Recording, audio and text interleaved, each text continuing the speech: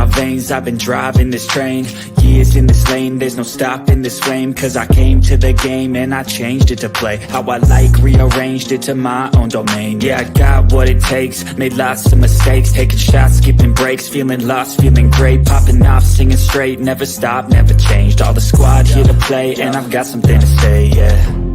I work hard each and every day, I get lost in the words I say. I don't push pause, no, I push play. I won't stop till I make a change. I withdraw on the things I make.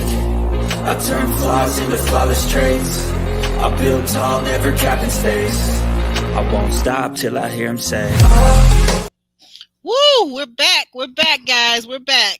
After Super Bowl Sunday, after Becca gave me the stomach flu for Married at First Sight, after all these things, after celebrating my birthday on, what was it, Thursday? Yeah, Thursday. Guys, so how's everybody doing? How's everybody here doing? Doing well. All good, thank you. Great. Doing good. Doing good. All Doing right. great. Doing great. That's awesome. Awesome sauce. I wondered if JR, if you wanted to go over some of the highlights from the week we missed, our bye week, as I like to call it in sports, right? Bye week. Okay. You want to do that now? Mm-hmm. Yeah, no problem. Thank you, dear.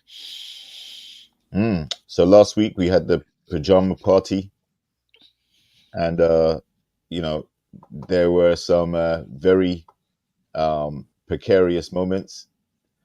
Some very controversial incidents took place. We had Jonathan and his over unwarranted advances with his clinch on Alexis that she didn't feel comfortable with. And then we also had LeRon and Koshia's bust up because she stopped contacting him and he felt a way about it. And, like that kind of got a bit pretentious as well. We also had a few dates which led to William doing some investigative work to find out who had tarnished his name and talking about he was sleeping on the floor. Mm-hmm. So, a couple of incidents I'm sure we're going to dive into straight away. Yeah. Well, wait a minute, real quick. When Will was doing that investigative work, did he tell us something last week? Because so we can kind of keep up with it. Did he tell us something last week about his financial status? Do you recall? Yeah, basically he's. I mean, this is why I think he took offense because, he keeps talking about he's a millionaire and he's got a portfolio and all these different things going on. So he can't understand why someone would try and say he's sleeping on the floor as if to make out that he's broke or he's homeless or whatever the case may be, right? So I think that's his issue. He's actually doing well for himself, but someone's gone back to the ladies' lounge and said something that's colored the view of the rest of the ladies about him. So he was persistent in trying to get to the bottom of who said what. And, he went through the ladies asking different questions and stuff to try and pinpoint who it was. When he found out that it was Patrice, then, that led to a whole host of problems which spilled over into this week's episode as well. Yeah, that. And speaking of that, so, okay, we know that was Alexis who was telling him these things during her elimination date last week. My question is she like talking too much? Is she sharing what's done and said in the lounge, which Tommy keeps reminding everybody was said in the lounge? What? Stays in the lounge. Right. So is she kind of breaking that code? What do you think, JR? I think there's a fine line that they have to walk between giving the feedback and putting it in general terms. And then also trying not to air somebody out for something personally that they said. So it's a fine line, you know. But I also think that it's never cool to make a judgment or an assessment on someone, and then or an assumption, and when the person then addresses you for it, then you double down on it instead of kind of saying, okay, you know what, maybe I was wrong, and I jumped to conclusions.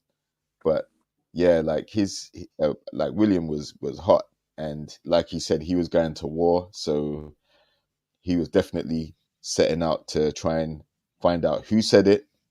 And Alexis, she definitely um she definitely relayed the information in a way which the other ladies wouldn't feel comfortable or safe with divulging their choices to her. Um, but was she thinking about that at the time? I doubt it. I think she just went there to tell him what the feedback was. I don't think there's anything malicious per se at that time, Okay. which may Okay. be contrary. No, go ahead. Sorry. Yeah, because I was going to say, like, why would she want to alienate the rest of the group intentionally? That doesn't make sense. But what was your motivation? yes, Yeah, it could be. exactly. What was her you may motivation? Yeah. you may be right. I guess the thing of it is, though, too, I guess what I'm thinking is maybe be mindful, because here's the thing with women. We know, as great conversationalists and sometimes gossips, some of us, we know that if we've been talking, we have friends and we're in let's say a friend circle, because the ladies lounge, they're not necessarily friends, they're acquaintances, but it is where they're getting acquainted with one another. And people know, if you're smart, if you pick up on cues, people know that certain people use certain words. So like, you know that people have a certain vocabulary, or maybe you've told a certain secret or a certain thing to a certain person and only that person. So I don't know. I think, to me, when I look back at her, what she said in the to William, I think what I see is that she really wasn't mindful of her language. She could have said that in a much more general way. Like, some of the ladies are concerned about your financial stability, your circumstances, and she didn't have to go to the whole thing of sleeping on the floor. That's just my take. But I've had time to think about it. But then, to me, if she's going out on a date to tell him these things, she should be kind of mapping out in her head or her mind what she's going to say to him. But I feel like she's far more comfortable with the men this season than she is with the women. She's giving off vibes that she's a guy's gal and not a woman's girl. So that's the thing that's rubbing a lot of us the wrong way. But are you using it to your advantage? Are you using that scenario to your advantage to undermine the women, or just you did that for a reason, because you said that just the verbiage, the wording of it, and he's hypersensitive about it. The wording of it itself could really make him seem to be less financially solvent than what he is. Sleeping on the floor in your apartment. Right. You throw him under the bus. It seemed like Well, maybe didn't. Yeah. I mean, does it really matter how financially well off he is, or how financially poor he may be? I mean, if he's on the show, I mean, I guess he's made the decision between work and filming and what have you. I mean, I'm just looking at it from that perspective, that why do these women care how much money he has? And JR actually downgraded him a bit. He said he was a multi-millionaire. He said a multi-millionaire. Right. I was waiting for that. I was waiting for JR, because he said a millionaire. I was like, okay, that man said he was a multi with the I on the end. Multi. That's more than Multi-millionaire. Multi-millionaire. And he may very well be. I don't know him from a can of paint. I don't get that general sense that he is, but that's just the sense that I get from over here on my TV screen. Okay, I don't know him. Yeah. I don't know him. It probably shouldn't matter, but of course, financial stability does matter to women. Yeah. Ron, what you gonna say? Pipe up, Ron, if you're there. Well, on Will's situation, I mean, I think it does matter to him. And production has a way of doing this and stuff like that's why I actually believe he probably is a multimillionaire because Okay. sometimes just to mess with you, just because they have the power to, they'll go opposite on what you are just to piss you off. You know what I mean? So you might be a multimillionaire. They'll try, and if you wear that on your sleeve, they'll try to make you look broke. If you saw in our season with Troy, they had a off one about him in an Airbnb. It was like, is this his house? That was the caption on it. And then he had all these clips to make it seem like it wasn't his house. And he didn't really have it like that. And Troy had more money probably than all of us on the show. He's the oldest. He's a very established man. But because, he might have wanted to pull up in a nice car on one of the, they say, okay, we're gonna go opposite of what you are or what you think you are, just to piss you off. And they'll do that sometimes. You know what I mean? Like, just they'll switch your narrative off. You can't always pick your narrative on it. You're gonna get a narrative no matter what. You can't always pick your narrative that you want. Sometimes if you stand on a narrative that's a good narrative, they'll go opposite on you just to play with you. Okay. It's almost like an attack. So like when I see them trying to make a point of that and bringing up these little, I'm like, okay, they playing with him because they must know it's true. You know what I mean? They must know he got some money. So I think he's right on that standpoint. I guess, can I ask you this question now? Okay, so what? So he's a multimillionaire. I'm gonna go with that. I'm gonna go with that from my gut. Okay, so, but here's my question though: why is he so bothered by what a stranger thinks of him? Why is he so bothered? I mean, you say this to the men, but with the women care. You say the wrong thing about a woman on here who's all about her brand, and it's World War III. So we let them go off, you know what I mean? But you ain't gonna let the man protect his reputation the way he wants to put out there on global television is not right. Okay. No, that's because I just said one little tweak thing about a woman that really didn't affect anything, and because she was trying to make her brand a certain way, I got a phone call with the Wolves. You know what I mean? Like, so you can't even say anything about them that might affect their brand in any kind of way. But then they can tell you that you sleep on the floor, and they don't work that way. Okay. So I do get your point. He's checking, he's protecting his brand, he's protecting his image, because it's not something that they're just saying amongst each other in a small closed group. It's something that's going out internationally, it's going out worldwide, it's going out nationally, it's going to be on. Okay, I get your point. That makes sense. Okay. Yeah, they got that. And then from the ladies' lounge rule thing, just because I was there, I know it, the lounge and stuff like that. For one, I wouldn't put a lot of stock in that, because if you got 10 men and 10 women, all with each other's phone numbers, all talking to 3 or 4 men or women, different men or women at the same time, there's nothing sacred. Everything's getting told, because we don't even know these people enough to even start a genuine conversation. So the first thing we're going to talk about is what we heard in the lounge or what somebody said about you anyway. That's how we're going to start the conversation off, just to get our flirtation on and get it going. So everything's being talked about all day, every day. So it ain't like if he didn't find it out from Alexis, I could have been talking to Alexis. Alexis could have told me, and I could have been cool with Will, and I could have called Will up and be like, dang, Alexis told me that, you know, that's how it happens. So everything's being exposed one way or another.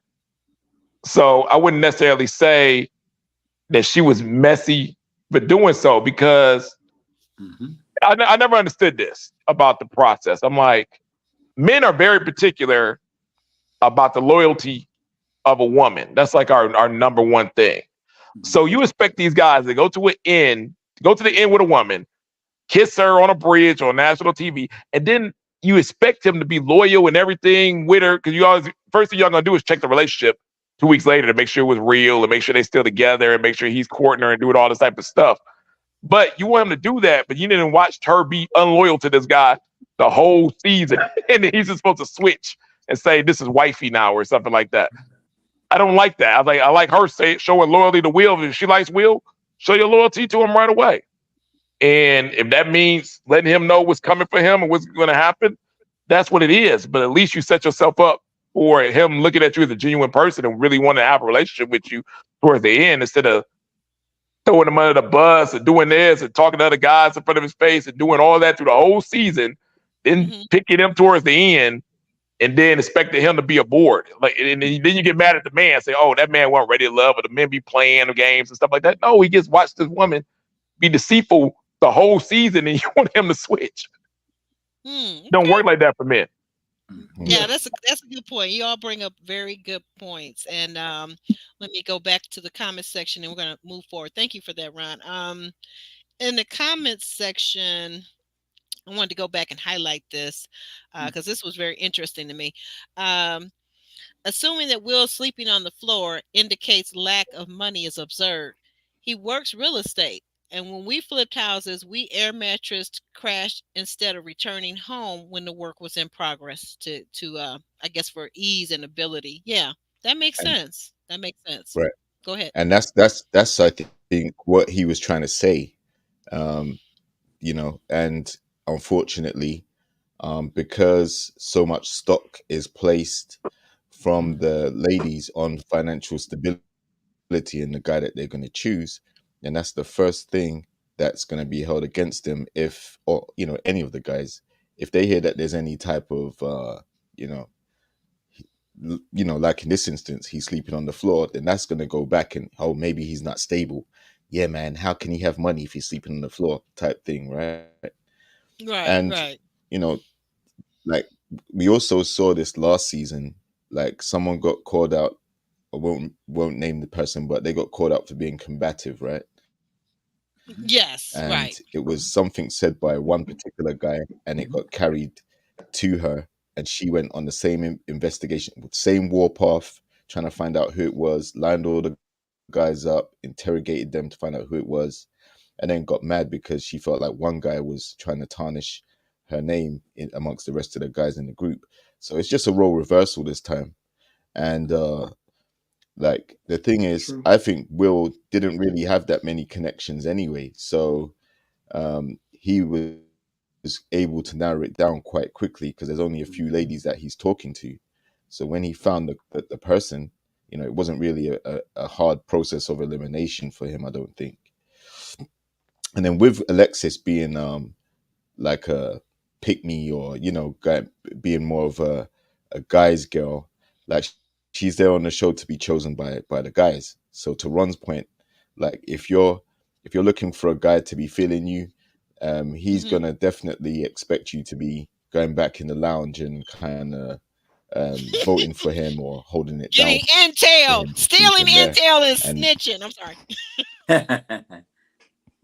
Yeah, maybe, but again, I think she could have put it in more general terms. She could have said, the ladies weren't feeling you because of XYZ. But the fact is, that was one of the main reasons why the ladies put him down there. They're like, yeah, if he's sleeping on the floor, then like that's not someone I'm thinking about being with, right? So it was used against him. So it was a very valid concern that he would have had. But I never agree with trying to interrogate the people to find out who said what. I don't think that's necessarily a good idea, because then people will jump on you for being insecure about your position. Like, if you're so comfortable, if you're so rich, then why does it matter? Like, that's the angle that I've been seeing a lot. But the fact of the matter is it matters because that's why he got eliminated. So his chance of finding the lady that he's come on the show for has just been taken away, because not necessarily because of something foul that he did. It was because someone's gone back and made an assumption based on a conversation they may have had. So he's going to be pissed. Anyone would. And I don't think it matters to him because it's part of his persona, right? That's who he is in his mind. Wait a minute. So Ron, sorry, but which part is part of his persona? The sleeping on the floor part? No, the money thing. He gets bought a brand new Rolls Royce. He likes to flash that. He might some women used to call it short man syndrome, right? Where Okay. you might be lacking in that area, so you really want to expose your success up Right. front and wear that on your sleeve, and that's where you get your confidence and your charisma and everything else from. So he likes being a millionaire. I'm gonna wear that. That's who I am. That's what it is. He's not a quiet millionaire. Put it that way. And you see the difference. So yeah, if you mess with his ego, any man, and that's part of his ego, he's gonna attack. Of course. Okay. So yeah, that's the part. Because I was gonna say I know several wealthy people, multimillionaires, and none of them would ever really take it seriously if somebody said, "Oh, they must be broke, they must be homeless." None of them would ever take that seriously to try to track down who said it. Like, who cares? And he's young too. You know what I mean? He's 31 years old with some money. You know, there's difference between that and a 50-year-old person with some money. You know what I mean? Right. Okay, yeah, because these are people that are a little more seasoned. Well, when I met them, they were in their 40s, early 40s, but they. And then I think the thing of it, what I'm feeling from him, and maybe you're right about this. Maybe it's because he worked so hard to get there. And maybe whatever trauma or whatever past experience as a child, maybe growing up lacking certain things, being teased at school because you got holes in your clothes. I'm not saying that he did. I'm imagining, guys. This is me imagining. So don't go back and say Aubrey said, but I'm just imagining, like, if you grew up, I know people that grew up struggling, it's often kind of difficult for them. They're a different kind of multimillionaire than the people I knew who grew up, let's say, middle class, and then worked hard also and became multimillionaires, but they never really lacked anything from Jump Street. You know what I mean? They never missed out any meals. They went to good schools and all these things. So I think what I'm feeling from him is that maybe he's really proud, and rightfully so. He's proud of making these accomplishments, these achievements, and working hard. And then for somebody to just shoot him down and for this to go viral or go, like I said, nationally, internationally on this show, which is, broadcast throughout, that is a shot at the ego. I get it. He did a live. I don't know if y'all saw it, but this was like 3.5 weeks ago. Okay. And it posted on the group, Ready to Love group that we're in. And he was saying right then, like, he was going off on his live. And he said probably too much. I swear, like, this season of Dallas, this number one season of all the seasons of the people who done too much off camera so far. Right. They can take over Miami. They can take over the second season of Miami to me as the number one.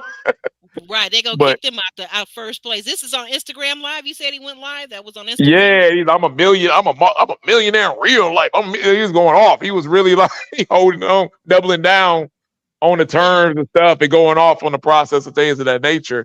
But so you can tell it got under his skin. You know what I mean? That's you were saying that he wasn't. You know what I mean? He wasn't the type of person who was going to just, I know who I am, so I'm just going to let that slide. That ain't nothing. You know what I mean? That wasn't the situation. So it sounds like he put 20 on 10, huh? Oh yeah, big time. We were even thinking like, man, are you still on? I even had to ask. I was like, did he get eliminated last week or something like that? They said, no, he's still on. I was like, what is he telling us? I was like, why is he telling us all this right now? Like, this is an exit speech. You do this when you on your week when you leave, not right now. Like I said, this was like 3 weeks ago, but he was doubling down. Oh man, I noticed, and then we're gonna move on. We're gonna move forward, but real quick, I noticed, like, having talked to different castmates from the previous season that know these guys and went to the parties. I noticed right off from the very beginning that the fact that they had two cast parties, one with the women and one with the men, I said this is gonna be a messy season. They're usually different, and also you have to bear in mind. I think they, I think the men, I think that's not out the ordinary. I think the different cliques do their own little premiere parties and stuff like that. We did we did do one big one, but you got to have somebody who's willing to organize that. And KG and Alexis, thanks to them, it was a great party, and they organized a very good premiere, red carpet premiere for ours, and we all came. Most people came. So Sounds like it. Sounds like. What were you gonna say, Jr. And we're gonna move on. Yeah, Jr. I was gonna say, like, you have to remember the new format as well, where there are two groups. So the first group met each other before the second group Oh integrated with yeah, them. that's right. That's So right. Thank you. so there are some people that he hasn't got to know yet, as well as some others. And if word is going back that he's broke or he's unstable or he's dusty or whatever the connotation is, then there are some people that haven't even got the chance to date him yet, and they would automatically be swayed by that. So yeah, it's unfortunate, but I can see why he's mad, and I can see why people have different views on Alexis and all that. But ultimately, no one wants to be labeled unfairly with anything that could be negative or negatively impact them in the process True. of elimination, right? So Right. That's a good point, and that's a fair and accurate point. So we said all that to catch you up on the week that we missed because we were watching the Super Bowl, many of us, and we wasn't doing no podcast because they don't pay me enough to do podcasts on Super Bowl Sunday. Okay. But we're back, Mhm. and we'll be back for the duration of the season. To report and give you all the ins and outs. So we know that as we were talking about Will was the one last week at the end of the episode who brought Mika to the front and Koisha to the front. We left on a cliffhanger, and we opened up this episode this week with Koshia being eliminated. And because JR, you tried to tell me, but I was shocked. I was like, no way to get Koisha is this season. I thought she was going to be this season's Janelle. What happened? What did they make the right choice on this one, guys? Sean, Yeah, what do you think? sorry, go. Let me get Sean in here real quick. Yeah, sure. Well, I don't know if they made the right choice with this one. As far as dynamic personality that will give you dynamite ratings, Koshia was the one. So if you're looking for ratings, no, they did not make the right choice. But if you're looking to minimize drama, probably they did make the right choice. So depends on which one. Ron is the alumni. He can tell you how it works. I don't know I don't know how the voting went. I don't know how the voting went in the lounge and say, look, hey, we need to get rid of Koshia. I know that was LaRon's strongest connection, but Right. I don't know. Sean, let me ask you a question. Do you feel like what was different about Koshia this season than Janelle last season? Do you feel like maybe it was the threat in the lounge? I mean, what was it? Why did they get rid of her? Because the only thing I can see different is you got two big, really huge, gigantic, enormous Texas-sized personalities, and also both of them very beautiful, very pretty. Wait a minute, did Koshia not ingratiate herself enough to the men? Because Janelle, last season, we know a lot of the men like Janelle, right? But Koshia, did she have that same male pulling power, Yeah. that same seductiveness with the guys? Nope. JR, I don't know. I think the idea. I think like. Go ahead. I'm sorry, Sean. Well, I think like Ron was saying that the narrative that's been pushed. Now the narrative is that Koshia, has this dynamic alpha woman personality, whereas Mika, I think the dynamic and the narrative is pushed for her. I don't have any more children, So I mean, because you don't hear anything really of substance coming from Mika, versus Koshia. Koshia, I mean, she was going around to the different guys at the pajama party, what have you, or the first night of the pajama party, whatever, or last week, the one that we did not redo. Yeah, we saw her going around making her way to different men, what have you. So it wasn't like the men really did not quote unquote like her.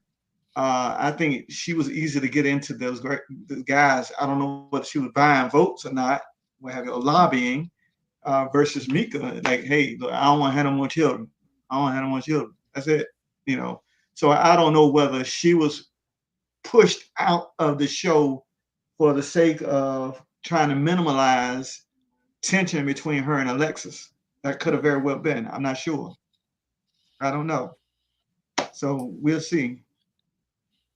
In the Yeah. chat, they're saying that Coach She almost cursed Tommy out, even though it was really aimed at Alexis. Go ahead, go ahead, Ron. Yeah, I agree with that. I think Quisha had more connections than the other girl.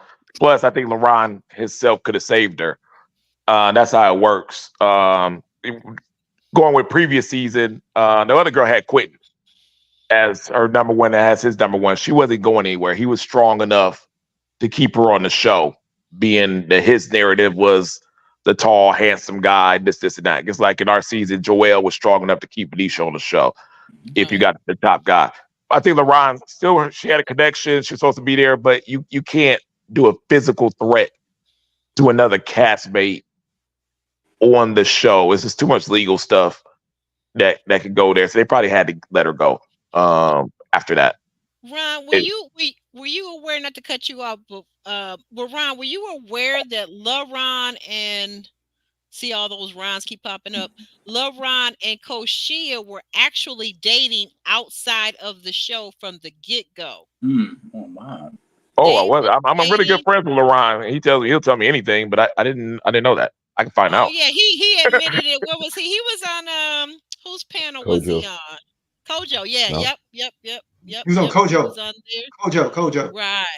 Yes. Thank you. He was on He was on Little Black Book 91. Well, they're not the only two then.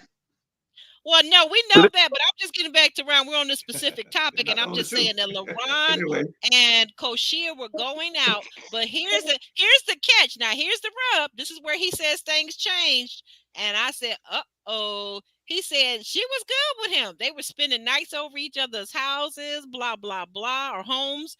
And then he said, but when she went on that date that was filmed, and that was at Chaz's house, all of a sudden she ghosted him. Mm-hmm.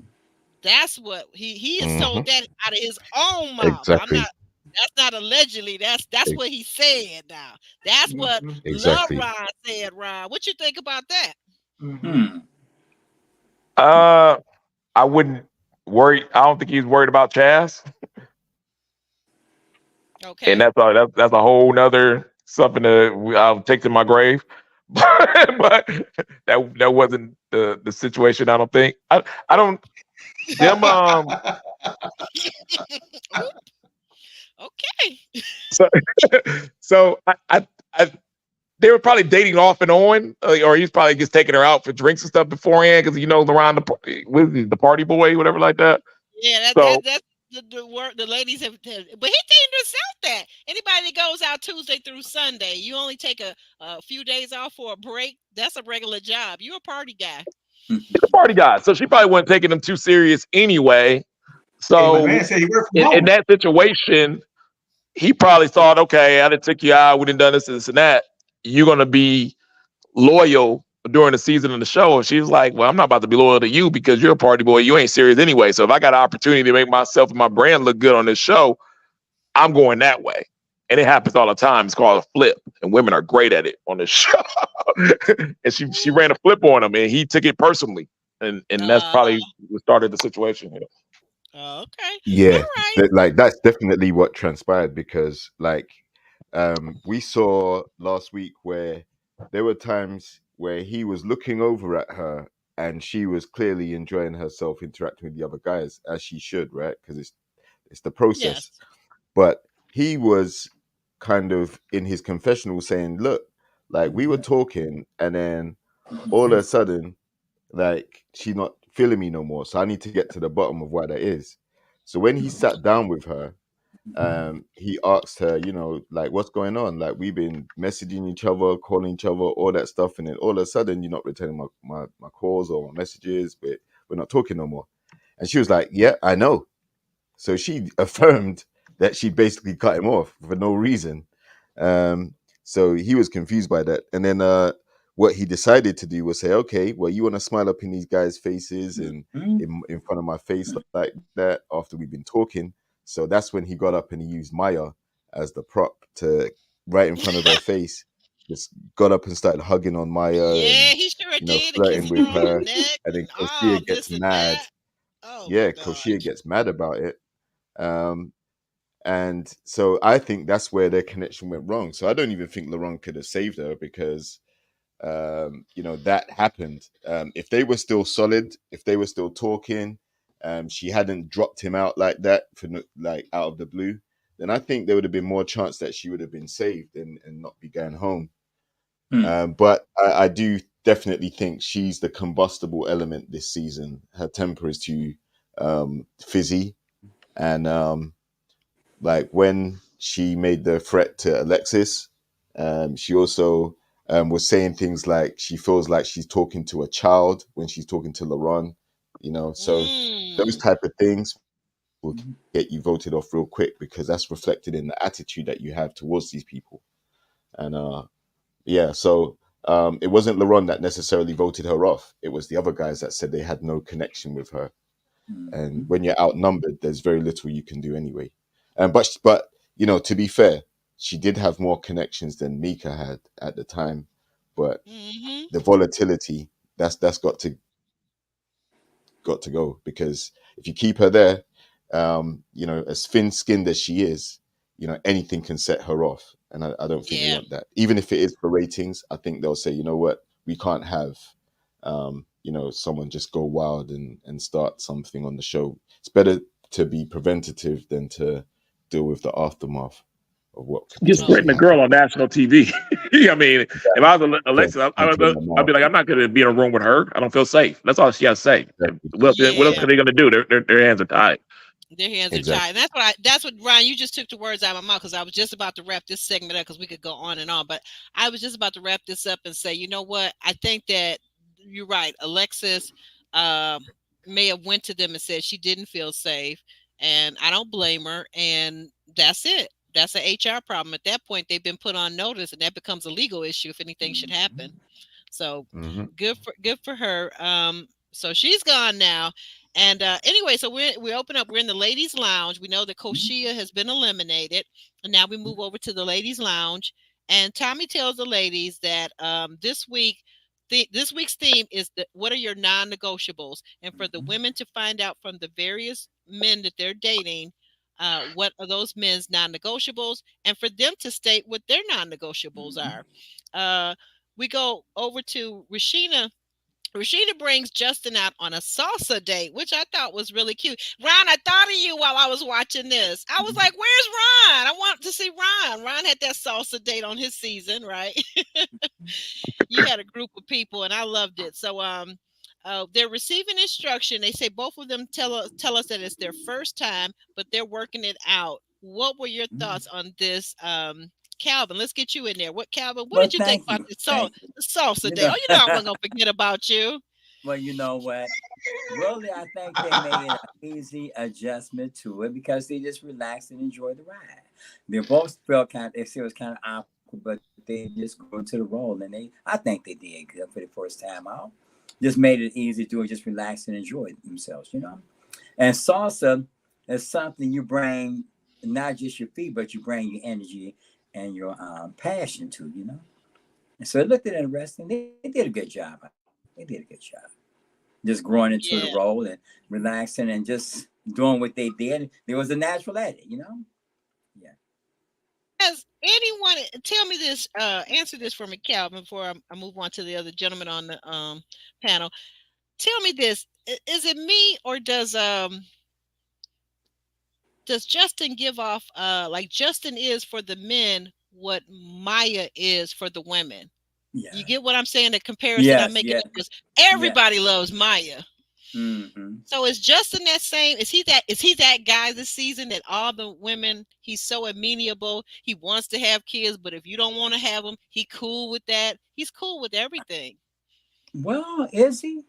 I mean, so far. Let's see. Let me just kind of pause. Let me just get my notes. Is that the one that got eliminated at the end? Was that Justin or somebody else? No. Justin, he's Jonathan. Like I said, everybody loves Justin. No, he ain't getting eliminated. Everybody loves Justin. That was Jonathan. That's Jonathan. Oh, Jonathan. Let me see, because I've just been busy. I had my Justin has the Justin's curly hair. Justin's the Maybe- curveball. Justin's the new maybe- guy, right? Yeah, the new guy. Yeah, Calvin. Justin Yeah. is the new guy. He's a little bit lighter complexion than I Jonathan. got some Jonathan notes is a on him. I got Yeah. some notes. Let me just see. yeah. Get to your notes. I'm gonna go to the. Yeah, I'm come gonna back. come to back. me, Gemma. All right. Thank you. Okay. So Sean, what you got to say about this date, the salsa date? Well, it reminded me of LJ and Sharice from Miami. Their salsa yeah. dance. I mean, I said, well, I don't know. I don't know. I mean, I don't know if they're not that many things to do. You know, that look, hey, what do you want to do? I don't know. What do you want to do? I don't know. What do you want to do? Well, we eat all the time, so we can go do something else, something different, and finding places that are actually open during the times of filming. I guess maybe you have to make special arrangements. I guess I'm not sure. Mhm. Because I saw one of the places that I frequent on the show this week. So I know they're not open usually during the day. So, but nevertheless, I mean, it was a nice date. It was a nice date. Whether there's chemistry between those two or not, I don't know. They seem to vibe. But she's I pushing think they seem to hard vibe. though. JR, you had something to say? Yeah. It's we see this date come up often on Ready to Love, like the salsa date, dance date. And dancing is something that can really build chemistry if you click, right? So I can see why it's a very commonly used environment that they choose. I think the date went well. I think Justin, to me, seems to be saying what the ladies want to hear. Whoever's in front of him, he'll tell them what they want to hear. So if you say you don't want to have kids, okay, cool. Having kids isn't the be all and end all. And then when he sits down in front of someone who, Okay. hasn't had kids yet, then he's like, yeah, I want to have kids of my own. And, I want to have a family. I want to do that. So he's kind of talking out both sides. He probably is a bit of both, right? I think He's a he's trying comedian. to say he works with kids, like doing his physical education, teaching and all that stuff. So he's in the school like Monday to Friday working with children. So if he comes home and he's got his girl, there doesn't necessarily have to be kids running around the house. But at the same time, he would like to have his own family. And so, yeah, that's why I think he's popular with the ladies. And also, I guess they like him aesthetically as well. And he tends to stay away from all the drama. We haven't seen any hairy moments with him involved yet. So, yeah, I can see why he's a favorite. And he's also new. That newness. Yeah, new meat. Fresh meat. So, Fresh meat. Yeah, there you you go. mystery meat. he's intrigued because they've gotten to know the other guys a bit more. Mystery. They've had more time with those dudes, and then this guy's come in and he looks different, and he talks different. He's a different guy. Like he's not like, I mean, they're all different, but I'm saying he brings a different energy to the group. So, like the date itself, it was a good date. I think instantly, he's now number one for a few ladies. But he hasn't yet given any clues to who he's necessarily connecting with the most at that point. So No, he hasn't, and we're gonna get to what he asked Maya on their date. But that's a very good point. He's looking at everybody else's hands, but he hasn't shown his hand to us yet, has he? Yeah, he reminds me of Jason on our season. Uh-huh. School teacher, same way. Was playing it safe. Was mellow to all the women. He was that person. They kind of played it like that. And what the women got to understand is, granted, that's good, that's safe, that's fine for the show. But in the end, are those type of guys really equipped to take on the responsibility of a long-term relationship with a woman that's picked to be on this show because they pick different women to be on this show, and they're usually a more modern type of black woman that has expectations and things of that nature. And to be responsible for that woman on a daily basis takes a lot. It takes a certain type of man. It takes a real man. He has to be there. He has to be ready. He has to have it all intact. And it don't take you can't be playful. You can't, that work for a little bit, but it ain't going to work long term. You can't be this. You have to have it in order, and you have to be used to dealing with that type of woman. I don't think he's used to dating this type of caliber of women. Okay, we're gonna see. We're gonna see if he can handle it. If he can hang. Go ahead. He's not, because he admitted that he's been out of the dating game for a while, right? So he's not even used to necessarily dating like that. And then also, I think he is he does have the stability, but does he have the lifestyle compatibility of some of the ladies? Like if they've got children already, then their schedule will probably be work, then home with the kids and things like that. You know, his lifestyle may be different. When he finishes work, he's got no kids at home, so he may have a different vibe altogether. He's definitely doesn't seem like he's a LeBron where he's in the club all the time, but he doesn't have the same lifestyle as the ladies that do have the kids. So even though he's open to dating them, how long will it really last if they're from two different perspectives lifestyle wise? Then he's a teacher. When he come home, he has homework every night, right? He come home, he has to do a lot of the teachers. They come home, they're still working. They're still working, doing correcting papers and all that. So that's a great active life. Working You're dealing essays with and children all day long, and you come home, you have to. He's a PE He's a teacher. PE teacher, physical ed. He's physical ed. I just thought about that. He doesn't have to grade any paper. He's a PE teacher. Physical ed. Yeah. All his stuff that he It's gonna still grade is gonna it's still a be class right that you have to pass, though, right?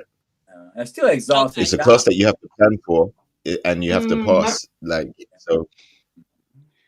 But you do. I don't think it's a lifestyle situation. I think he can handle that part, but the responsibility of dealing with another woman, like I said, we're dealing with a ready-to-love woman. He's a different type of woman, and her kids, and let's talk about the elephant in the room, and on a teacher's salary, with the expectations some of these women got in Dallas, in Houston, some of these Texas. Oh, come on, man, it ain't gonna work. Not with these women. That's why I'm saying. The lifestyle compatibility, like if he's a PE teacher, the stability's there because he's employed. But, like, is he earning enough? Like, what does he do with his money? Like, all these type of things will play a role in the ladies that are looking for a provider as a priority, right? So, and after dealing with kids all day, is he going to want to come home and deal with someone else's kids at home too? So it sounds all good from what he's saying, but is he really, what is he actually looking for? I personally think he's going to be more aligned with someone who's at the similar stage in life as he is. So it will be someone without kids and probably more in his age group rather than an older lady who has kids already and doesn't want to have more. Right. Because so Rashina, I don't know if she's agreeing with you on that, JR, because it looks like she was putting on her best smile, and she was teasing, she was flirting with him, and she was saying, "Hey, what you need? What you need, baby? What you want?" And because she said, closed mouths don't get fed. He said, "My mouth is always open." She said, "Well, I'm gonna always be feeding you, baby." Do we know how old she is? Anybody got her age? Machine. JR. She's a cougar. What is Rashina's age? 38, isn't she? I want to say, is that right? 38? Okay. She seems older. Like I knew she was gonna be younger than what she portrays off, because she has like that older swag to her. That child. That that it's nurturing is good. Yeah. But I can see why the two guys that don't like her the most, and she don't like the most, is Will and LaRon, the two youngest guys, because she has a very old spirit about her personality. Maybe that's why I'm attracted to her. I like her. I like her old soul. Yeah, but you gotta understand that the younger guys is not gonna feel that. That's why those two more attracted to Alexis at 31 with a more younger girly spirit than that. Yeah, but she's comfortable within her skin, Rashina. Yeah, she's comfortable. Well, And to so be fair, too, some of the younger guys probably, especially the ones that don't have children, I mhm. understand that they don't want to be with a woman who already has children because they ain't trying to deal with all that stepchildren, stepkids, bonus kids, whatever you want to call them. A lot of the younger guys and even older men do not want to deal with the responsibilities of someone else's kids because, hey. And that's where we missed the boat on Yeah, there because because it's a she financial, would be perfect for a guy, right? a 46-year-old, 48. She would be. We had somebody debonair and together in that age demographic, which we missed the boat every year, getting a lot of guys in that little group age, and the ones that need that type of guy suffers from it every single season. But she would be perfect for that. She's nurturing. She got together, fun to hang out with. She's got an older soul, which a guy like that is already adjusted to, and a little probably more stable and stuff, and that could work so well together. They just don't have. It's not here this season. It miss out on a lot of seasons. Right, That right. 45 to 50-year-old guy. Where is he at? That would have been nice. You're right. You're talking about for Rashina, right? Well, Yeah, you got Chaz is 47. Who? Oh, yeah, but Chaz Chaz is is 47, looking but at all he's not the looking her way. Chaz is looking at all the younger women. He's not looking her way though. So He ain't looking her way. Yeah. I think the reality is because Chaz is trying to get.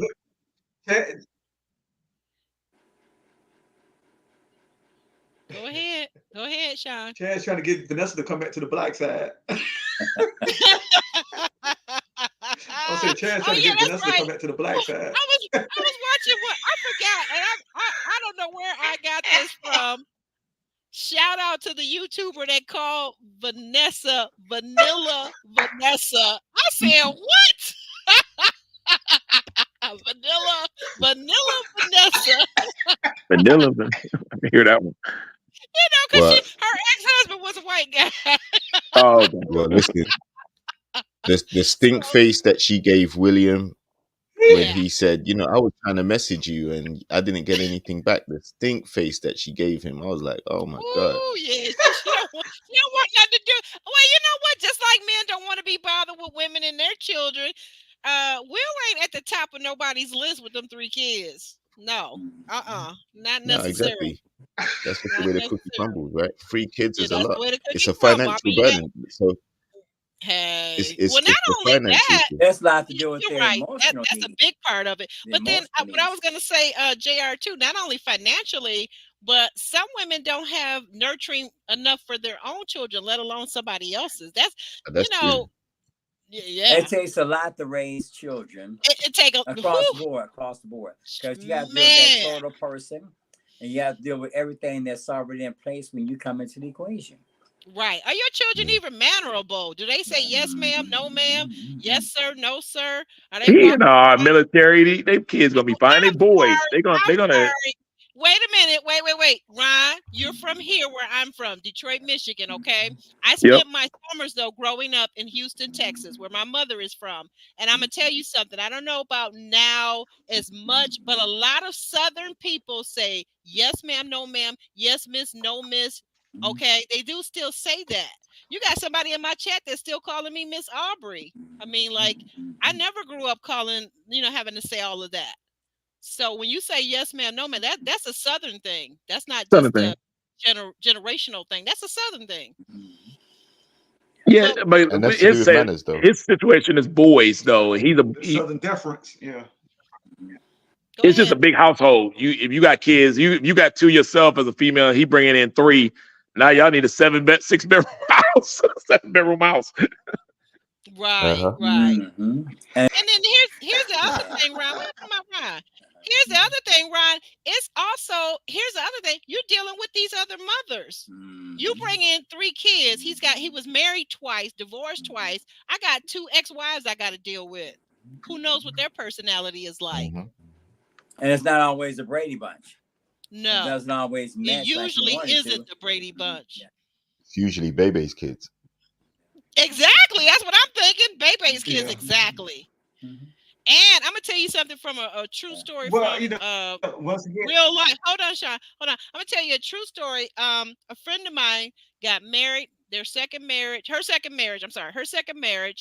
she had a child from first marriage.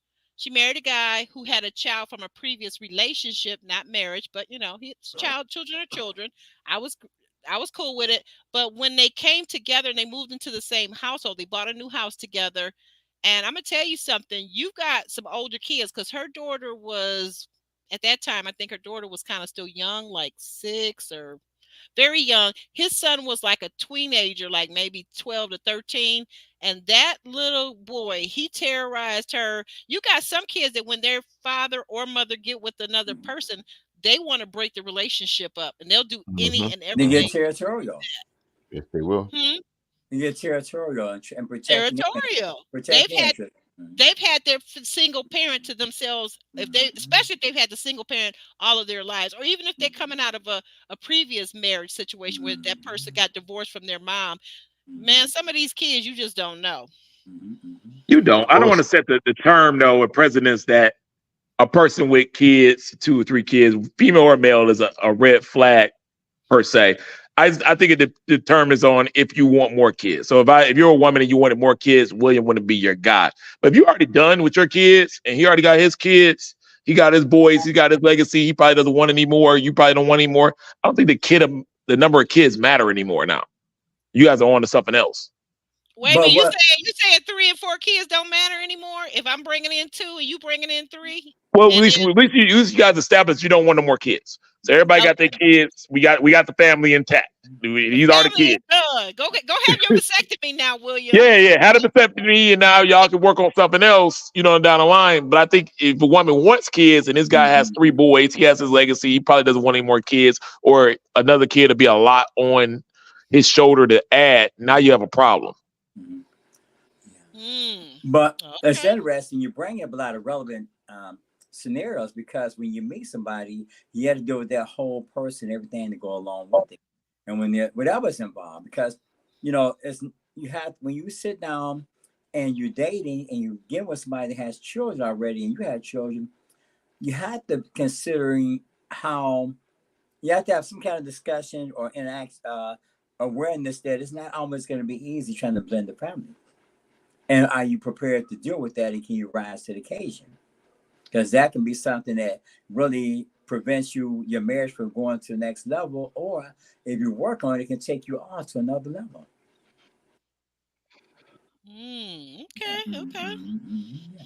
Okay. But guys. in your 30s, you're more likely the Well, chance I mean, of I think with children is there. Say that again, Kelvin. When I didn't you're hear in you. your 30s, chances of meeting people that have children is great. Yeah, it is. In your 30s, Yeah, these days. It's a mixed bag. I know so many professional women and young women my daughter's age, they don't have children. They've been working on their careers. They weren't having babies. They were building their careers to a level. And children would have taken time and effort away from that. So it's a mixed bag. Like you said, you got to deal with each individual situation individually, like Ron was saying. I agree with Ron on that. And then the other thing I would just say, the caveat to that, though, like Ron pointed out, is you've got to know and be clear and honest about, do you want to have more children? Because I've seen times when women have lied about and said they wanted to have more children just to get the guy to marry them, only to find out that they weren't ever planning on having children with this guy. And and then there's some times when some men don't really want to have children. So everybody needs to be honest and come into it and really communicate their non-negotiables. And that keeps coming up, the non-negotiable. And one is, you have to be able to be transparent with the person that you're dealing with, and being able to discuss a lot of stuff that you can't hold back on. Because you have different needs in your 30s than what you're getting at 20s. So the person you get with has to be more aware and in tune with themselves, Not just financially, but emotionally so. Wow. Okay. You know what? Thank you, Tuber Chat. Good to see you in the chat. Thanks for sharing us out. And anybody else that wants to share us out while we're still live, definitely feel free to do so. If you're watching us on the replay, hey, share us out. Okay. Sharing is caring. Seems like I think also it depends. Well, I think it depends on how the people on the show compartmentalize you. Because if you remember last season, Brandon was put in the same category. You know, I think Brandon, the way they looked at Brandon was, hey man, you married and then you divorced the woman and then you remarried the woman that you had divorced, and then it just became so convoluted. It wasn't the number of children; it was just that he was married and then he got divorced and remarried the woman that he divorced. And I think that came off as a little indecisive, the way he was pictured as, and that's the reason why he left early. So William is probably put in the same category from the standpoint that, hey, this guy has 2 divorces, but he has 3 children, and so his prospects, unless a woman really who has no children wants to come into this dynamic, maybe she might be seen as quote unquote settling down. If Maya claimed that she got a strong connection with William, and but he's got 3 children and so forth. I don't know. If you like it, I love it. I don't know. That's what I'm saying. If you like it, I love it. Because I mean, like for me, 1 is cool, maybe 2, but when we get to 3, I'm thinking like, wow, okay. That's but in some terms, it don't matter. You remember David for my season? He had 3-4 kids. Oh yeah, he did. He'd been married before. Yeah, right? no, the girls did not care, and they don't care in Houston at all. He ain't never had a problem. I'm in the jump aboard, so it just depends on your situation. But is that double standard? Is David? Wait a minute. Is David Moneybags? Tell the truth, Ron. Is David Moneybags? Because if you Moneybags, he's not Moneybags. He's successful, but he's not Moneybags. He's just he does have the gift of gab, and he's a charming, good-looking dude. But he has a situation together, and I don't think it bothers a lot of women that he has that many kids. Now, I did throw Kyra off during our season because she had none. But I think any woman who has a kid or 2 or whatever like that would join his situation in a heartbeat, and they have. So, right, yeah, we got some people in the chat that are saying, and she's a he light skin. He light skin. Talking about David. He light skin. Okay, well now some people gonna watch this video, Sean. I know you a little bit better. You laughing? Hold up. Oh no. Hold up. I know that's right. Some people are not going to get that, and some people, like my light-skinned daughter, may take offense to that, but she actually wouldn't. She doesn't have thin skin at all. But I'm just saying, everybody's not gonna get that he's light-skinned. I think to what Ron's point, David is very charismatic. Gosh, this man laughs so loud. David is very charismatic, and he has the gift of gab. We done just tickled Sean. We're gonna move on. Okay. Anyway. So where were we at here? Oh yeah. So Alexis invites Chaz out, and she says in the confessional before the date, they definitely have a Sean, you're gonna have to mute your mic if you're gonna keep laughing, okay? I cannot get through this. Alexis tells Chaz that she has a physical attraction to him, and but she wonders, does he have too many connections? So that was a very interesting date, because she also asked him during this date, what did he think of the person who was eliminated, who of course was Koshia. She didn't want to say her name. I guess, I don't know if it was a fear of messing it up. And he said, well, you know what? Koshia was very vulnerable. I felt bad for her. And then she said, well, I didn't feel no kind of way. She said, that's the way the cookies crumble. I was like, ooh, girl, it's cold-blooded, like Rick James. Good riddance. Good riddance, right? Cold-blooded. And so then he did ask her. I like that he asked the follow-up question. He said, well, did something happen? And she said, well, yeah, that in the ladies' lounge, that they were going at it. They just did not click. They were like oil and water. And, and then he said, okay, well, in that case, you should have told me I needed to protect you, baby. And they started their flirtation thing. And he was like, well, I pick you and I choose you. And then there was a silence. And then she was waiting for him to lean in and give her some sugar, but he didn't. And then she was like, well, he could have gave me a kiss because I would have been open to it. Yeah. And then we see him in his confessional. He says, well, I could have gave her a kiss, but I didn't want to because there's some other ladies and I ain't throwing my sugar around like that. I ain't throwing all my kisses. I'm going to save my kiss for the bridge scene. That's what I'm going to do. I'm going to save my kiss. So I'm going to go over here here to JR. You've been awful quiet. What did you think of this, Chaz and Chatty Alexis? Smart guy, because I guarantee if he had kissed her, then that would have gone back to the ladies' lounge, and that would have been, that would have probably got some of the other ladies' backs up. But I think it's a smart decision. You wait. Like, why are you rushing in to kiss someone? You barely know each other right at the moment, and there are still, quite a few weeks and quite a few dates to go on with the other ladies. So he avoided getting himself into a very sticky situation.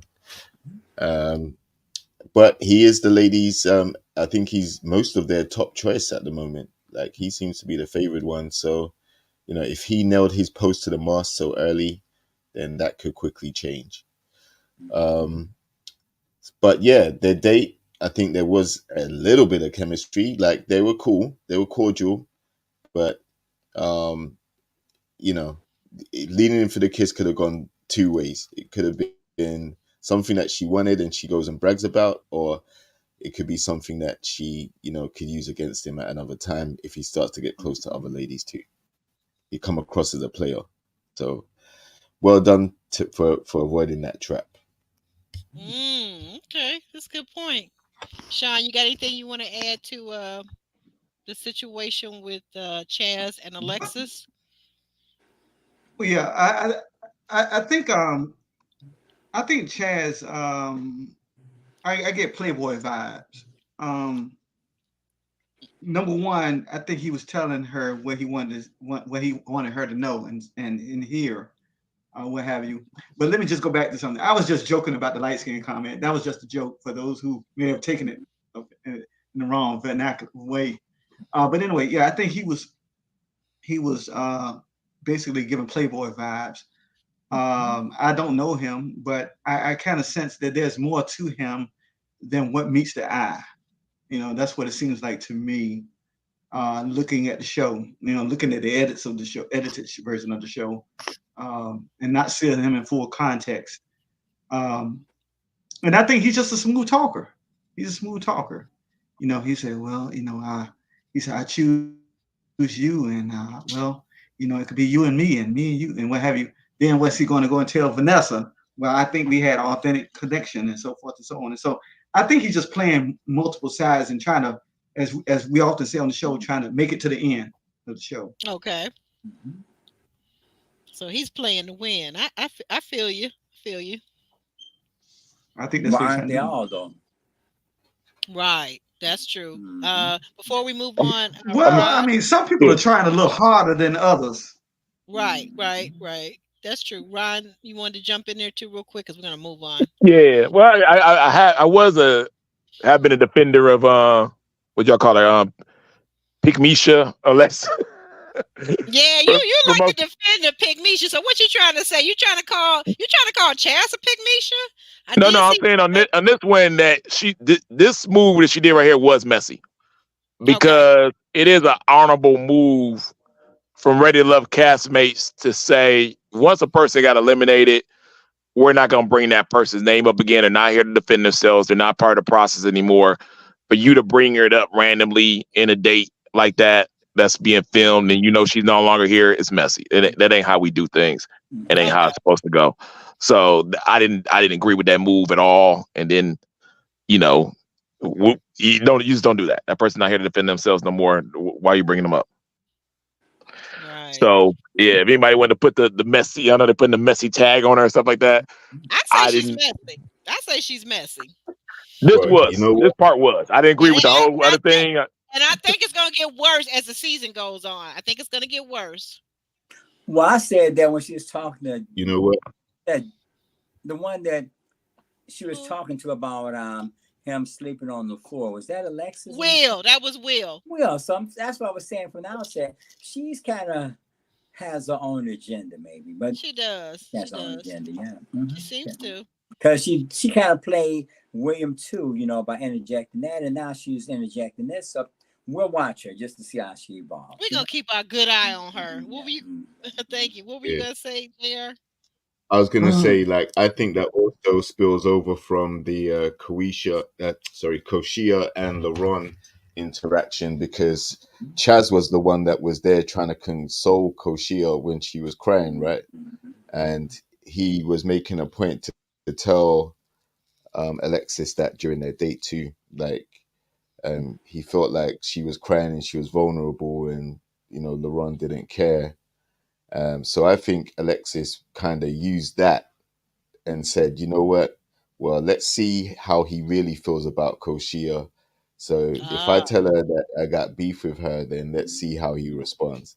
Like, it sounds crazy, but I think that could have been the angle that she was trying to do. She was really trying to flesh out how deep the connection was between Chaz and Koshia.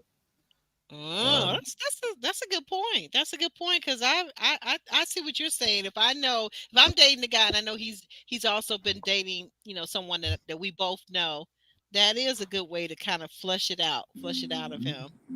Right.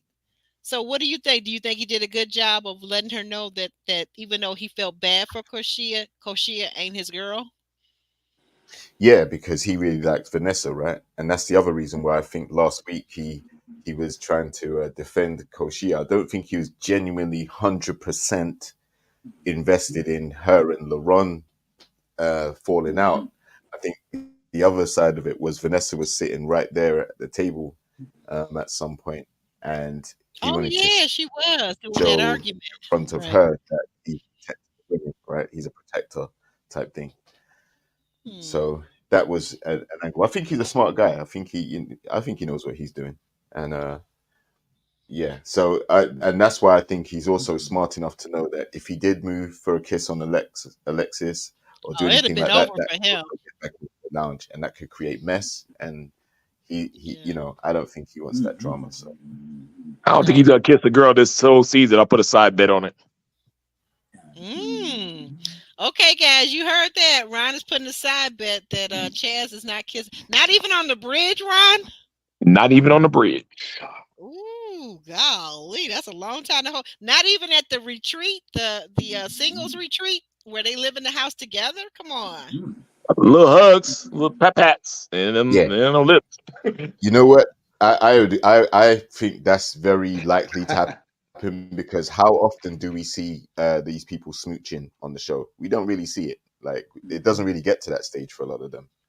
So well, we usually here's the thing. To your point, JR, you bring up a very good point. When we do see it, usually it's because two people are locked into each other and not to anybody else they're dating. They kind of begin to gradually ease off of those other people, and now they're focused in on their person. Yeah, you're right. Okay, so anybody, we're gonna move forward. What is it, Sean? What is it? Quickly.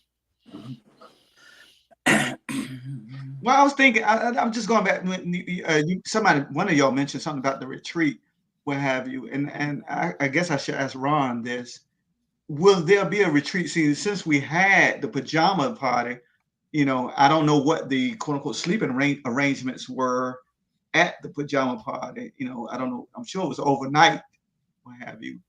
So, would there be a need for the retreat, you think? Retreat's more when you've numbered it down to couples. So the retreat is to kind of see how the couples interact with each other, not necessarily how the singles interact with each other. So they still definitely need a retreat. Okay. Thank you. That's all I want to know. Okay. All right. Very good. And I don't know too, Ron. I don't know if you know or not whether or not they spent the night, because I never got it. A lot of people are saying that, but I'm thinking just because nah. That's what I said. They didn't pay for no cameras to stay overnight. You know how expensive that? No, they got to be a retreat version for that. This was just come party. Y'all can leave it around 11. This is a prelude to the real thing, Sean. With all that liquor they had. Oh, it was a party, and they might continue the party after. There's gonna be liquor. There's gonna be liquor at any of the mixers, because that's what reality shows are built upon. People that don't know how to control their liquor, their alcohol, and they especially men. I know some men like this. They like come to a party, and if they see free Hennessy, they're gonna drink all of it. So as long as they living like that, that's cheap. That's cheap for them to buy liquor, keep people liquored up and entertaining us. So no, they got the party thing. I felt that's what the only thing that I would loved to change on my season was the fact that we were during COVID. And the same party they probably had after this pajama party and fun with the cast, stuff like that. When I threw the party after the thing, I got yelled at by 12 different producers. At my neck. Yeah, they was on you. Because of the COVID situation. But as you see, you were able to do, it wasn't a bad thing to do. Like I said, after this thing probably ended around like 11. They probably stayed or somewhere, or they all probably went out together and had and partied, had a good time as castmates, things of that nature. That's all we were trying to do. Maybe they went back to Chaz's house because he got a big house. Could have done that too. Something went down. You know what I mean? So it's allowed, but like I said, with the COVID thing, it hindered our season a little bit for doing those out of date interactions or out of party interactions and things of that nature to kind of get to know each other a little better and quicker. Okay. All right. So we're going to move forward to the next day. We see Patrice, and she has invited out William, Alonzo, and also Vanessa, which is a very interesting day because Patrice was definitely the star for William and Alonzo. They were all giving her accolades. You look good, girl. We into you. Alonzo was letting her know that it's all about her. He's not even trying to get close over there to Vanessa. William is trying to ask Vanessa, wait, what happened? I've been texting you and you haven't been picking up. You haven't been responding. And then she says, well, what did you say? Which the first thing when she said, what did you say? I'm like, okay, why don't you ask him what did he say? And then she says, well, wait a minute, what number did you text me at? And then come to find out that he was missing the last digit, which I'm like, how in the world did you not know that you were missing a digit? Shouldn't have gone through. Yeah. I know why. Go ahead. Because she ain't feeling him, so she gave him a number short, right? No. And also, the first That's thing... That's an old school trick. Exactly. Go the ahead, first JR. thing that she said was actually stink face. That's what she said, first of all. Then she said, what did you say? And the thing is, like, on this date, she revealed that, like, it's not only the fact that she's not feeling him at that point, but also his lifestyle about going to the gym and everything, working out in his spare time. Like, she's not feeling that either because there's no time for him to spend taking care of home. That's how she tried to put it. So she definitely ain't feeling William. No way. Our house. Say again. Exactly. She said our house. She said our house. Ooh, oh, she already claiming Chaz's big, beautiful house with the 3-car garage. I would too. She said our house. Yeah. I would too. Yeah, I would already have my lingerie hanging in the closet over there. You got to know how to move with these men now, okay? Don't let them play you. So, so Vanessa and William and JR, I want to say this. Do you agree with me, or have you heard this before? I learned this a long time ago. Now, these people are old enough. I'm old enough to be their mother.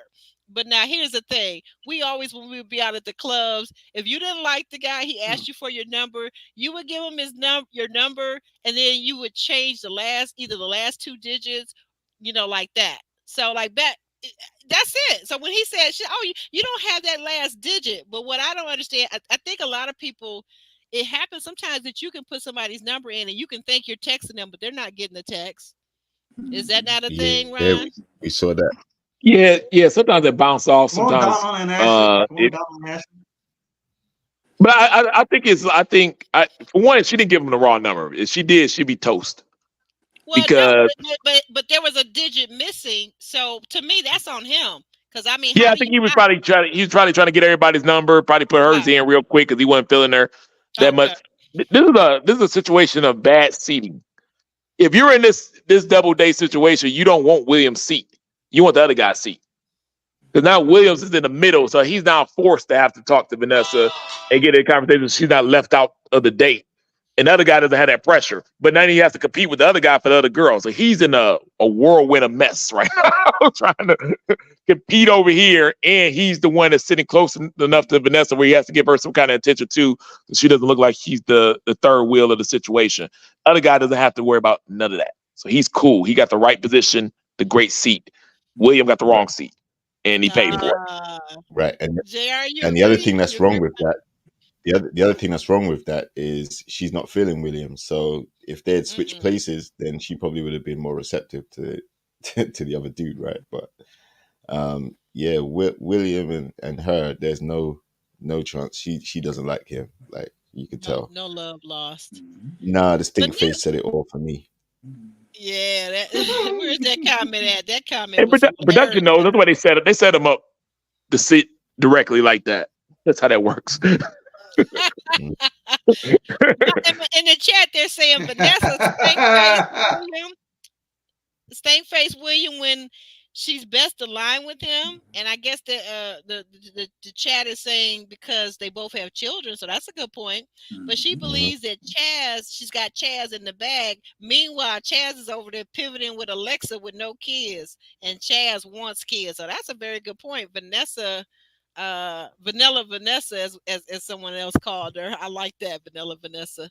Because there's two meanings to that. Not just the fact that she was married to the Caucasian gentleman, but also the fact that she's really kind of vanilla, like you know, kind of boring, kind of dry. Got a boring. Yeah, I don't think she's gonna last. Hillary Banks. Hillary Banks. And let's go over here to Calvin. Calvin, what you thinking about this date? Well, I'm just looking at my notes, and it seemed like Vanessa felt like she was in a love sandwich or something. She said. Yeah, she said she was in a love. She was a left out piece of cheese that was taken out of the love sandwich. Right. So the focus point was not on her as much as it was on Patrice. Right. Right. Well, you know what? Interesting again is that you have to know who you are in a dating situation and be comfortable with yourself to do well, because you bring yourself into the party, so then you exude certain things and people gravitate to you based upon how you make them feel. They're preferencing Patrice over Vanessa. Somebody, they like her more so, but it's interesting because you have to be fully comfortable with yourself, because if you're ready to love, you should be showing it and not just verbalizing, but showing it too. Right. So it's interesting characteristics that's on here, because you see that when you come, you got to come with your game face. Other than that, you fizz out early. You're a good question. You're a good person to ask this question to, because I know you work out personally quite a bit yourself to stay in shape. So we see in this date that William gets to telling Vanessa that, and both the ladies, actually, he's addressing them that he likes to work out, and that, one of his deal breakers is he doesn't want to be with anyone that doesn't work out. And then later, Vanessa kind of turns that around in the ladies' lounge and says, well, I'm a mother, I've got children, and he's going to be spending so much time at the gym that he won't have any time for our household. What did you think about that? Well, I mean, she really does. She's not an exercise, so she don't see when a person exercises and a person doesn't.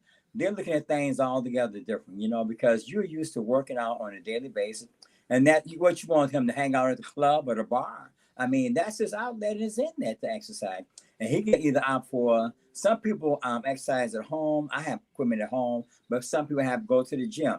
You're not spending that amount of time that you neglect somebody. It's just that you're devoting time to your outlet and inlet, which happens to be going to the gym.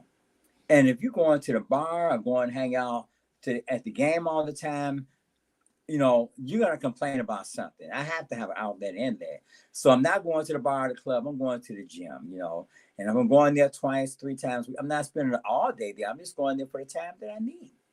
I think she's more deterred by she's not into him, and she's just making that known. And the deal breaker is that he's going to the gym, but she's just not into him. Period.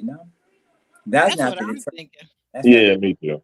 He ain't in the gym that long. You can look at his body. He ain't in there all day. I'm looking at him and I'm like, you did what now? You came back when you used to play basketball. I'm not in the gym that much, and I was voted top 5 ready to look male body. I'm sorry. What was that? Okay, for our resident our resident physical trainer. Talk about it, JR. What do you have to say about somebody that's in the gym like William? Because he's given not in the Yeah, I gym mean, as much as he is. well, Go ahead. listen, like, like if he's taking care of his health and well-being, or that's where he goes to de-stress or work out or whatever his goals may be, that's a positive. Like, and it's only for an hour, or you're not going to be spending 2, 3, 4 hours in the gym.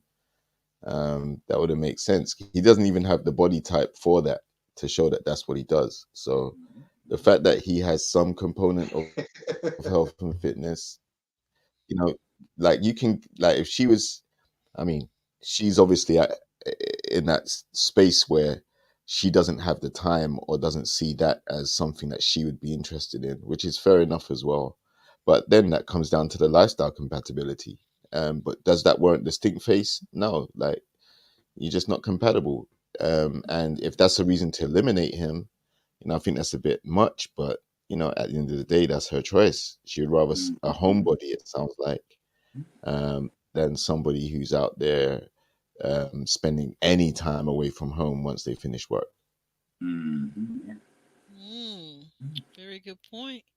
I want to say this now. She could be, because speaking of body types, and you would know, JR, maybe she has the body type, and she's of the age so far that she doesn't have to work out. Because I'm looking at her figure, and I say that, yes, she does work out. But here's another thing, like Calvin and I talk about this often. Some of us work out at home, and some of us have to be in the gym. And he did mention that he likes to go to the gym. So that kind of cut out the part about, because, Ryan, you're saying an hour in the gym, but an hour could turn into 2 hours, because a lot of these gyms now have like the smoothie bar, the coffee bar, whatever it is. And, you're going to sit around, talk, kick it with the boys. And then it's a half an hour, 45 minutes from your home. So that turns into 3 hours. So I do kind of get her point. I wouldn't want a guy that's going to spend all his time in the gym, and every time he's got an excuse why he's not with me is because he was in the gym. He was hooping with the boys. That's almost as bad as the party boy narrative.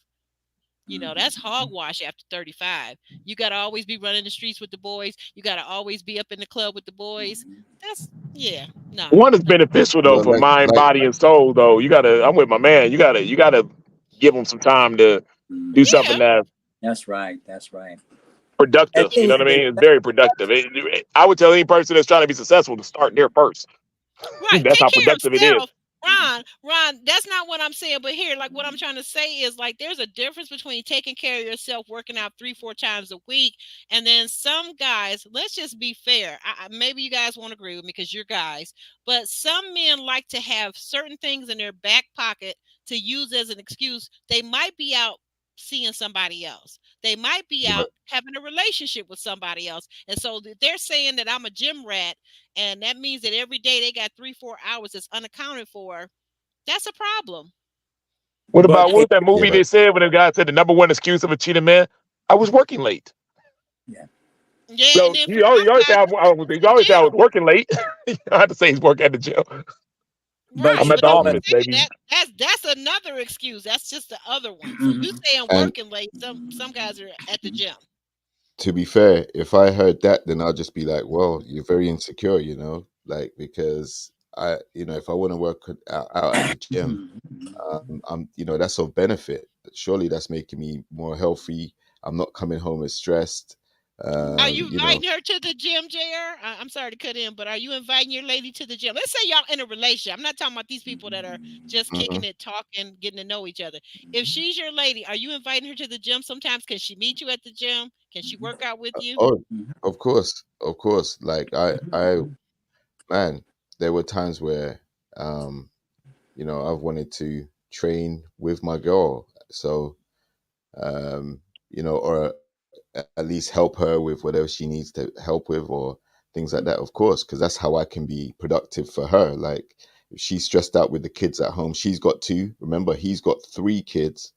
So, he may want to go to the gym from time to time when he has some spare time, because if he doesn't, he's going to be in bad shape. Eventually, it takes its toll. You're eating every day, and if you ain't burning that off, then you're going to get big, right? But I will also add this. he does play basketball as well, so that might be separate from his gym activity. He also spends a lot of time on the court, which is why he smoked everybody on that basketball date. Yeah, he did. So Now that, you're right yeah, about that. so that also may take away from time that he has at home. So again, But then, like, it's her preference. She prefers a homebody, or she doesn't want someone who's out like that. That's cool. But again, that just means William's not for her, because to some women Right. that might be a benefit. We have had classmates who actually have fitness as a career, so they spend a lot of time in the gym, and someone like that may be more suitable for William, Well, I bet but which is I why I bet think Chaz that ain't Lex talking about as he's well. spending 24/7 up in the gym. Chaz ain't telling them ladies that. No, he don't need to, because they have an just see outlet his and inlet. money, his house, and they automatically put him as top seed. And again, he's not problematic in any way. So he's saying what the ladies want to hear, whereas William seems to be being his authentic self, but it's just Yeah. not necessarily meshing the way he hoped it would, because he's been in the elimination twice already. So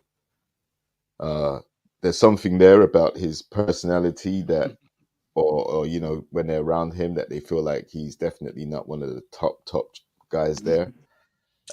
And sometimes people use any reason to put you down there.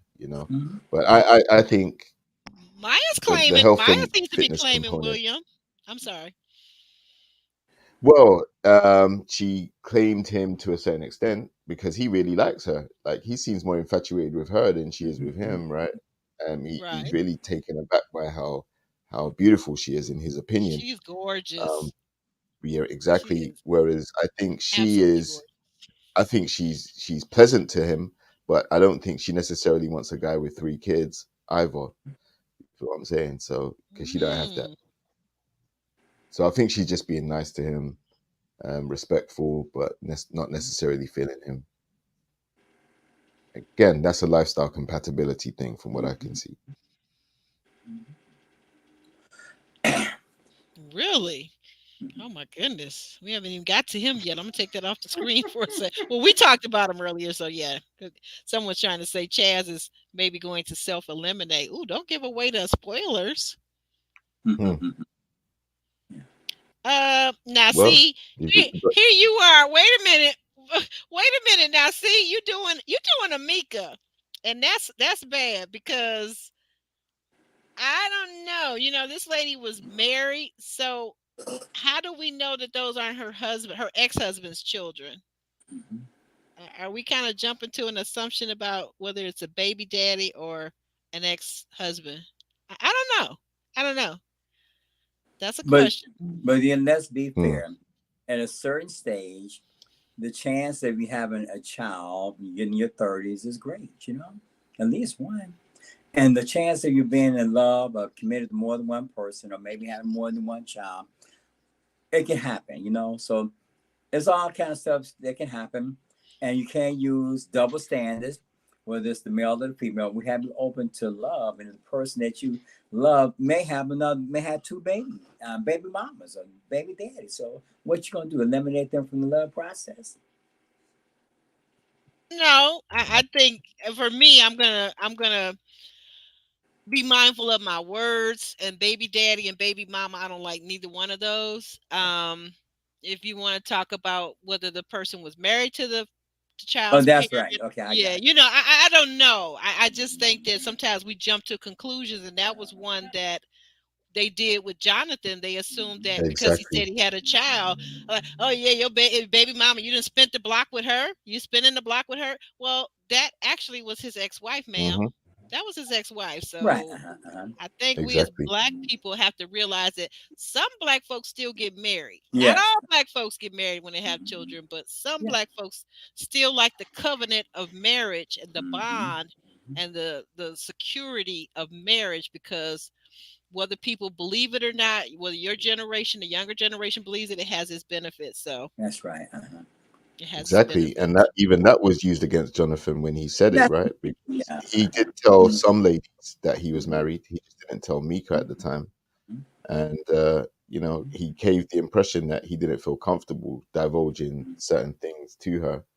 And she immediately ran with, oh, you know what? Why didn't you tell me that that was your wife? You're kind of keeping things, you're dishonest, and this, that, the other. And now he's got that kind of connotation that he's mysterious, he's withholding, and he's not being truthful. And, you know, other ladies are talking about it too, based on what Mika's experience was with him. But again, he did actually state that he was married before. He even said that he lost himself in his wife, which was one of the reasons why it broke down. And communication was the other reason why it broke down. So he has said a few things about how it went, but I guess they're not really attentive to that. Well, and then to be fair, even during the Mika game, wasn't when they in were the playing the group. game, Oh, go ahead. I'm sorry. yeah, even when they were playing the game, he actually spoke about this to the group, like when they were playing the game, right? So he's put it out there, but it was Mika used wasn't against. paying attention then. You're right, because they did play a game with the question and answer. Oh yeah. It did come up because they had to see which lady was listening. Right. I see what you're saying. Thank you for that reminder. Ron, real quick, and then we're gonna move forward. Does it matter to you, or should it matter? Do you think let me ask it this way, in a neutral way. Do you think it matters to most men, most single men, if a woman was married to her children's father? Do you think it matters in a large degree, or no? Not a large degree, but it does matter. I mean, he is going to think about, was she actually a wife before, or was she a baby mama? Like, which one? You know, did you have enough respect for your kid's father to marry? You know, go through marriage with him in that process. So it does speak volumes about the person that you're dating. At the end of the day, the results are the same. You're still a kid there, and you still got to deal with it, whether she was married or not, I guess. Because the guy's gonna move on, whether if he was your husband or not. He could be remarried, this and that, whole different situation. Same with the boyfriend or wherever he was that you might have had. The difference had a is baby with. An ex-husband and father of the child legally has an obligation that's on the record versus a boyfriend who may or may not even be on the birth certificate. Yeah, and I think that could be a plus or minus depending on what situation you want with that woman and that child as a man coming in. So you kind of got to know that. But I just think it's the fact that me knowing that she was married, meaning I know that she went through the process. Like, it's almost like with college. I want to know that you went there and got the degree. If you told me you went to college for 3.5 years and never crossed to get the degree, and you were 3 credits short, to me, you never went there. You don't have no college. You don't have a degree. You didn't finish it. To me, the only thing college tells me is that you could do something for a long period of time and you're committed enough to complete it. That's what a woman that's walked down the aisle and did her vows with her kid's father and went and got that paper, that marriage certificate, tells me that she's able to do that. So I do look at her in a different light because she finished the process instead of just the guy was good enough to have a baby with, but he wasn't good enough to marry. I was going to say this. There's so many different scenarios because people, by the time they're 35, they've had an experienced life, and they've been in love, whether they've been married or not. So people are getting married later. They're not getting married like in earlier generation at 20 and 18. They're getting married later in life, if at all. So just because you haven't been married does not mean you have not been a part of the loving experience, So you may have a child from that relationship, or you may have more than one child. I think it's a case-by-case scenario. When you look at a person, don't just make a blanket indictment against them because they are married and have not had any children, at 35. It depends on the particulars and how that person is, and we have to consider that. We have to get to know a person in a very comprehensive way and not just assume that, you got this baby, you got that baby, but you never been married, or what's wrong with you? Now, it's all kind of scenarios, because people fall in love or out of love without the paper. The paper does not, it makes the legalities, but it doesn't make you love a person more or less. That's what's within you. It doesn't guarantee that person is that person for you just because you've been married. That's the person you chose to marry at that point in time. But the sustainability of it is not just mediated by a piece of paper. Hmm. That's a good point. It's not, but it's circumstances with it. I'll share my situation. I never shared this with anybody, but we, first of all, family here. New I family. never, with my kid, I never got a chance. I didn't break up my family or whatever. I never had a chance to marry her because we were dating for 6 months and she was already married. Never told me. Husband ended up gets pregnant. Husband ends up staying. Yeah, yeah. So therefore, it never got a chance to, So when I tell my story to the girls, like it doesn't come across that why you didn't marry your baby mother. You know what I mean? You got your small child and stuff like that you love and things like that. Why did I said I never had a chance to. That's a Right. different. It comes off different than her than I'm being the guy to say, no, I didn't work out. You know what I mean? It looks like I'm not able to take the responsibility of marrying my baby mother. Who I look at those things. You know what I mean? So it's a case but by case. yeah, I'm gonna look at it and say, how come your baby daddy didn't look at you highly enough to make you a wife? In the back of my head, I might not say that, but I'm gonna think about it because it's human nature to think about those things and those scenarios of what really took place. So Yeah. And you know what? That's an important thing that you just said, Ron. Like, Yeah. for some people, it's like the highest honor you can give someone to marry them and want to have a family with them. Yeah. Like that, what trumps that, right? So that's like the ultimate sacrifice or act of submission, because you're like, you know what? I want to make this person mine. This is the person I'm gonna wake up with and go to sleep with every day, do life with. And then the kids, you want to have a family unit if that's what you're looking for. You're saying to that person, look, I want to build my legacy and my family with you. So it's a high honor. And so I think it does kind of sway the pendulum a little bit, whether they've been married before or if they were just a baby mama, because as we know, it only takes one time to get pregnant. That's right. Now, were you Right. in a marriage at that time when you got pregnant? That's more respectable, I guess, to some people. Whereas if you were just, seeing Tom, Dick, and Harry, and you ended up getting pregnant, then that's you're kind of going to be seen differently. And I guess that works both ways as well, which is why Mika had a problem with Jonathan not revealing that he was married. Like, if it was a baby mama, then it would be seen as he was reckless kind of thing. If he's in a marriage, then that kind of is different because he actually was with that lady long term and planned to have a family with her. But then that's what I'm saying. We cannot have we have to be fair to one another, because men will marry a woman that has children, and but a woman should be open. It's so much that goes into it.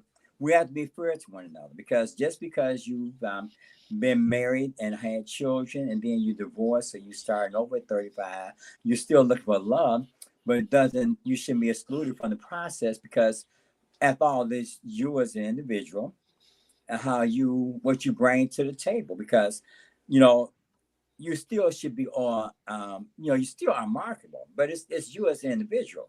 Now, if you've just been a person that's been, like you said, loose or just doing your own thing and you have different children, then you want to say you're in love. What do you bring to the table to put it in perspective? Isn't it interesting that Mika was telling Dominique, because we on to that next date.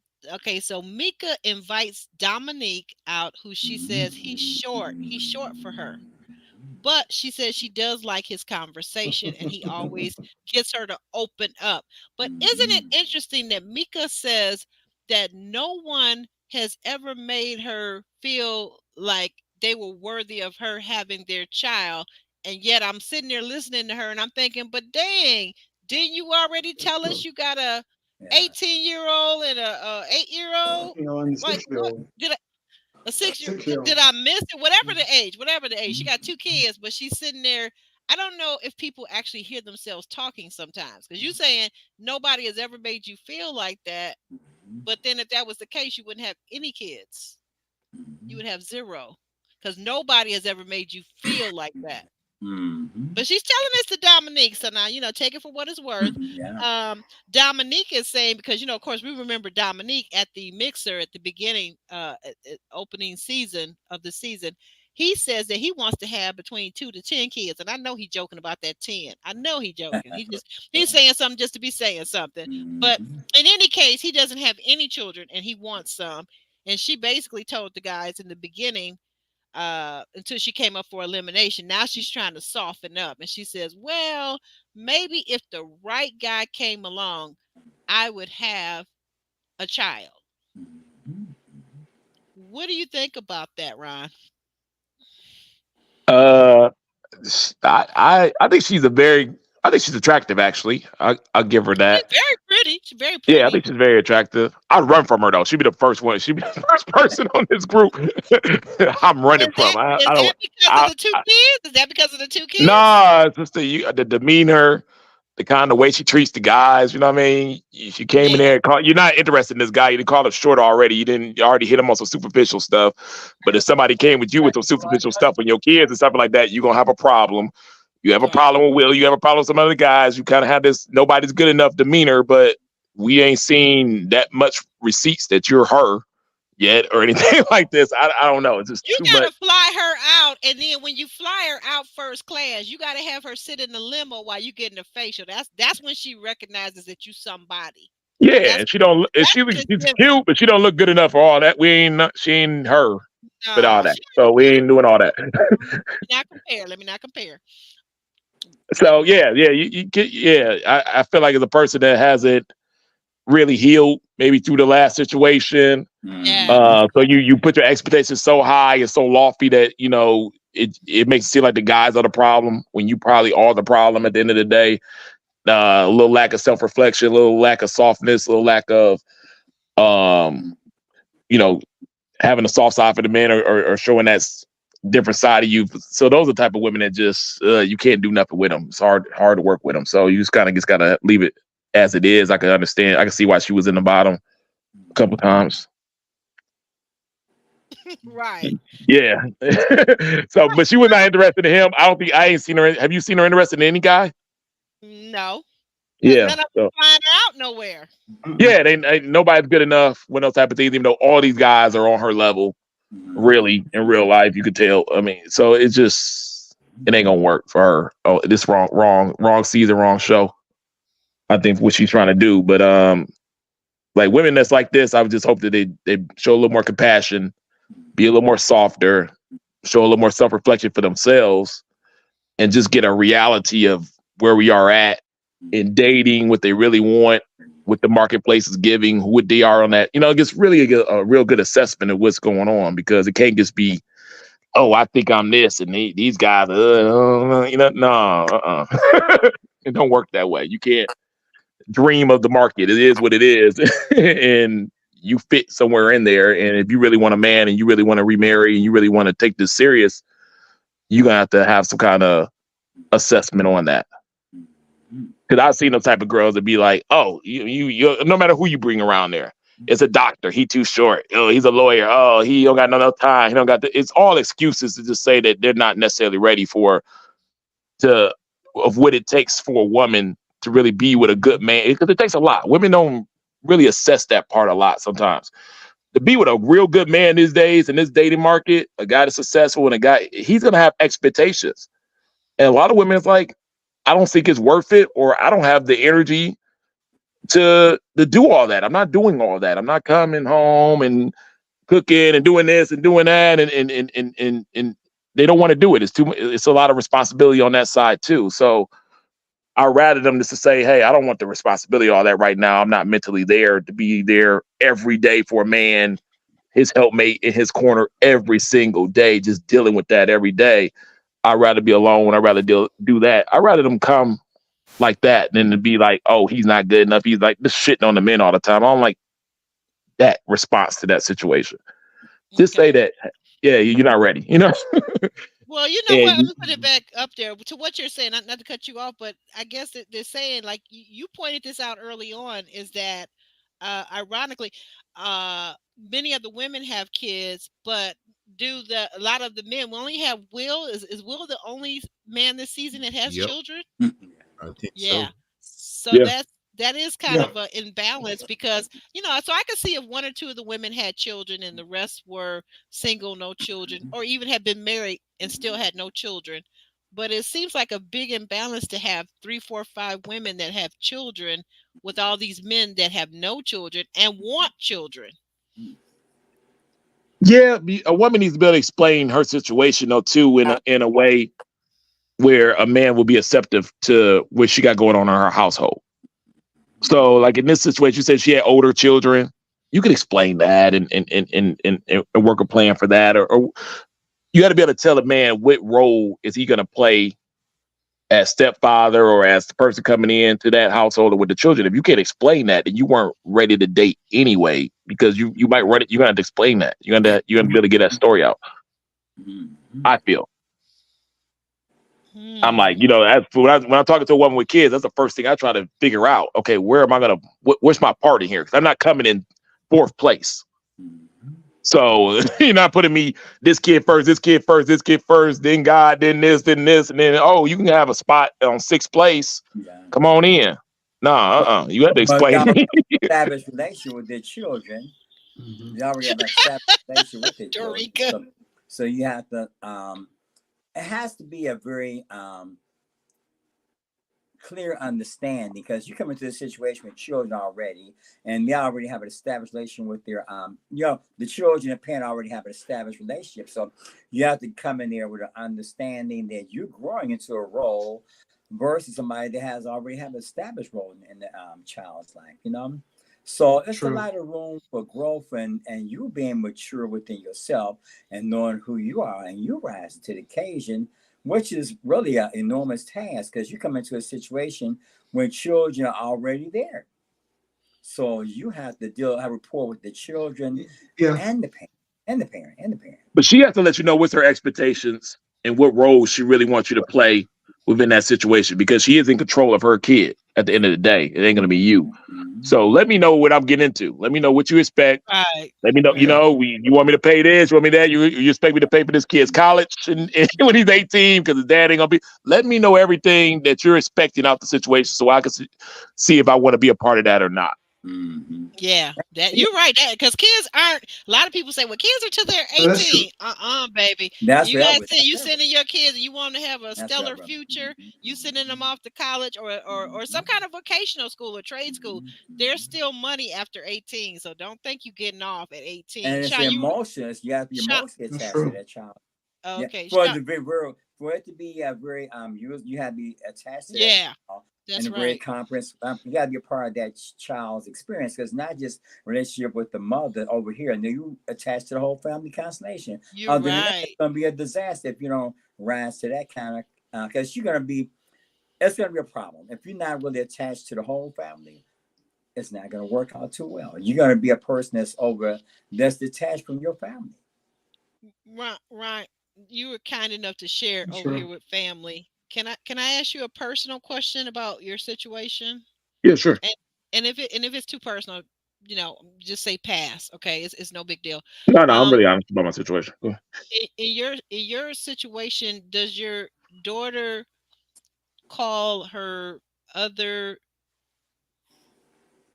parental figure, father figure? Does she call him dad or? She doesn't call him dad, but she calls him a version of it, which is. To be honest, it was a little uncomfortable for me because I'm paying for everything. I'm seeing my daughter a lot. We have a great relationship, and I feel like it was kind of forced just because it's just easier. The mother really never took a lot of accountability for the situation, because of how bad the situation kind of was, and how it looks on a woman when you cheated on your husband or whatnot. So to make him feel better about the situation. You're kind of gonna allow certain things and stuff like that, but I pushed back on some of that, and it's gotten better. Which she's gotten older, and I've learned how to kind of look on the bright side of things and kind of temper my own ego and say, if he is calling them some kind of version of it, and he loves my daughter or stuff like that, what's the worst case scenario that two men, are looking out or with their best interests and stuff like that. Like I said, I'm trying to keep a daughter off the strip pole, and, and get it You and get so her set for silly. life. And I'll take any help, you know what I mean? I can, and things of that Right. nature. He's not a bad person. You know, I met him. He does really care. So I had to kind of take some of that aspect You out of gotta it. take the ego out of it, right? You gotta take the Right. ego out of it. Yeah, and I've learned to do that. You know, and yeah, I just deal with it. You know, but I'm happy in the situation. We do co-parent very well. We don't argue or anything else like that. Like I was saying with the expectations aspect, I'll tell a woman that's coming in, like, you know, I pay for my daughter. I see my daughter, things of that nature, really not gonna affect you. The only expectation I have is that if she does get older and she wants to, you know, move in the house with us, right? If we got other kids, whoever it is, I got an open door policy. And that would be if you had a kid or anything else like that, we open up the doors to the kids. I always had a place, even in my Right. dad's house and my mom's house. If something went bad, I had an open door to policy where I can go get a room and stuff like that till I get back on my feet. So I actually do believe in that because I was honored that Okay. growing up. So and she might be like, no, you know, the kid can't never live over here with us, stuff like that. And then that's a deal breaker. But That's a I deal give you that breaker. I give you that expectation up front. You know what I mean? Right. Yeah, because you can't tell me my kid can't live here in the house with us. No, that's Some and people, some I people think say that. Some people say yeah. that. Like that's Oh not normal. yeah. No, you're right, and especially like you It said, is their house too. At probably that point, it's their house probably too. So they got a point to say that. right, but and probably more so the women to the men versus more so than the how am I trying to say this? Then men would say that to women because typically women, as JR pointed out on another recap, women tend to be custodial parents and have custody of physical custody of the children. Yeah, definitely. But like I said, in that situation, it's her house too. Question. If y'all married and things of that nature, it's half her house, and you have to respect that. And you would still have to ask as a man, even if you want to do something like that. That's why I try Right. to get the expectation out up front. Because, you know, if I go ask later on and she goes, oh, nah, we comfortable here. I don't want no other kid in the house and this and that. And then I felt a certain type of way, like, then we got a Yeah. real problem that might affect the marriage. So, The only time I guess I would see that as an issue, just me personally, it seems like it would be an issue, and I've, some situations that I know of where this happened, where you're happily married or you think you're happily married, and up pops a baby that the man has had outside of the marriage. And then if that man wanted to say, okay, I'm going to bring me and my lover's child over here so that you can raise them, I would have an issue with that. I think a lot of women would have an issue with that. oh, Now, yeah, if but the issue is them cheating on the marriage. It ain't well, yeah, cheating. exactly. Get out. You and your kid, get out. Right. It's all kind of scenarios. But I've seen where people. I had a friend of mine, electrician, a male friend of mine that had his family with his wife, and I don't know what was going on, but then he was out seeing this other lady and had one and then two babies with the other lady, and he expected his wife to be like, oh, okay, it's all right, baby, I'm submissive. So you got all kinds of scenarios that do pop up in life that you have to work through. And like what if she bought a baby home, it's all kind of scenarios. You yeah, have well, to we be got able to that deal with it. situation also too that we're talking about here. Okay. That exists a a real lot of life stuff. situation. Yeah. You got to do a lot of stuff, and you don't know how you're gonna deal with it until I see you, Sean. Yeah. All right, Okay. Sean. Go. Thank you. Well, I think it depends on the dynamics. Number one, I think one of the dynamics, like if we put this in context with Mika and Dominique, I think number one, you have to ask what's the parenting style. Okay, because some parents today are too busy trying to be friends with the children instead of being parent with the child. Number two, if we could reverse the ages, generally, if the boy was 18 and the girl was 6, it may be a different dynamic for Dominique trying to come in, because a lot of boys grow up being, hey, you mama's little man, you mama's little man, and hey, you mama's I little can't man. stand And then when that. this other dude comes in, he feel the now 18-year-old feels threatened, because now for this longest time I've been mama's little man. So now this other dude is coming in on my time. And now how do I fit into this dynamic? Because I've seen in a lot of cases a lot of women, particularly a lot of black women, will raise their daughters, but love their sons. In other words, Coddle. what I mean by Word is that coddle. is some of Coddle their them son. will they coddle their sons. They coddle their sons.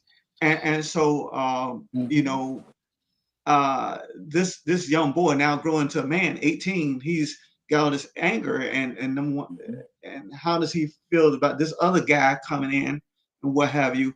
You know, how you gonna tell me what to do? I don't even listen to my own father. You know, I don't know what the dynamics are between Mika and her child's father per se, or children's fathers. I don't know if it's one or two, what have you. But let's just say it says just one, and they don't have such a good relationship. So the idea is that this other guy's coming in now, and you 18 years too short.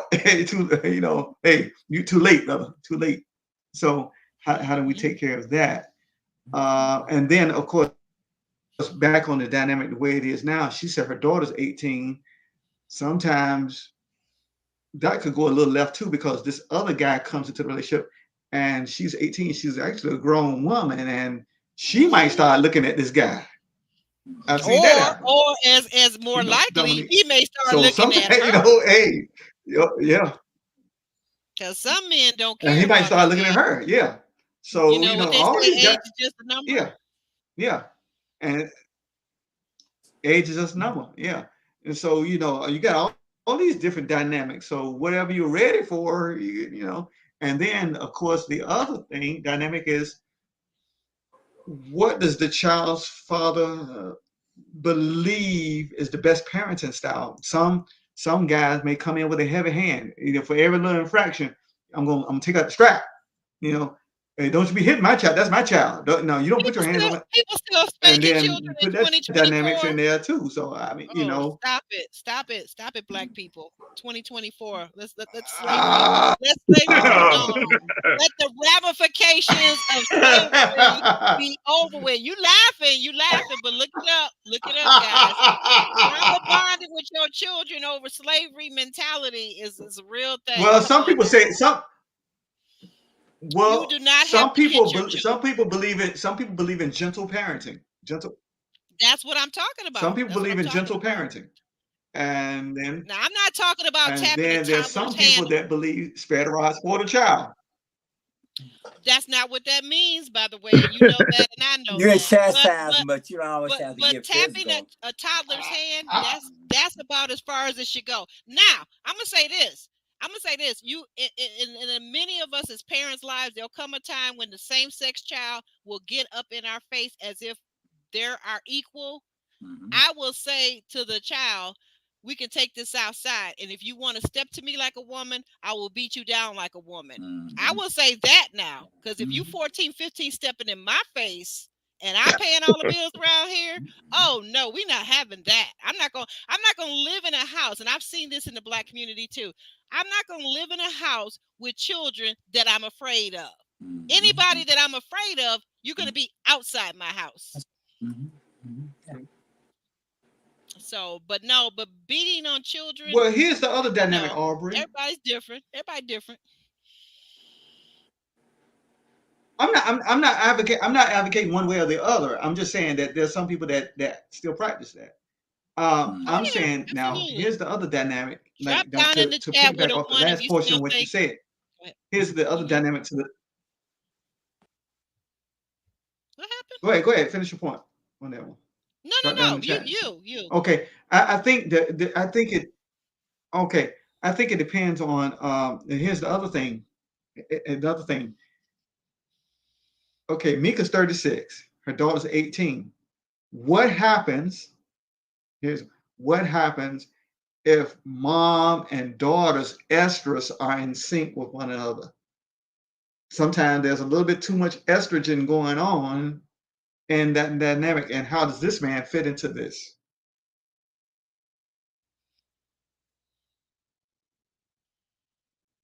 Are you saying Did you hear me? something Did you hear what I sexist? said?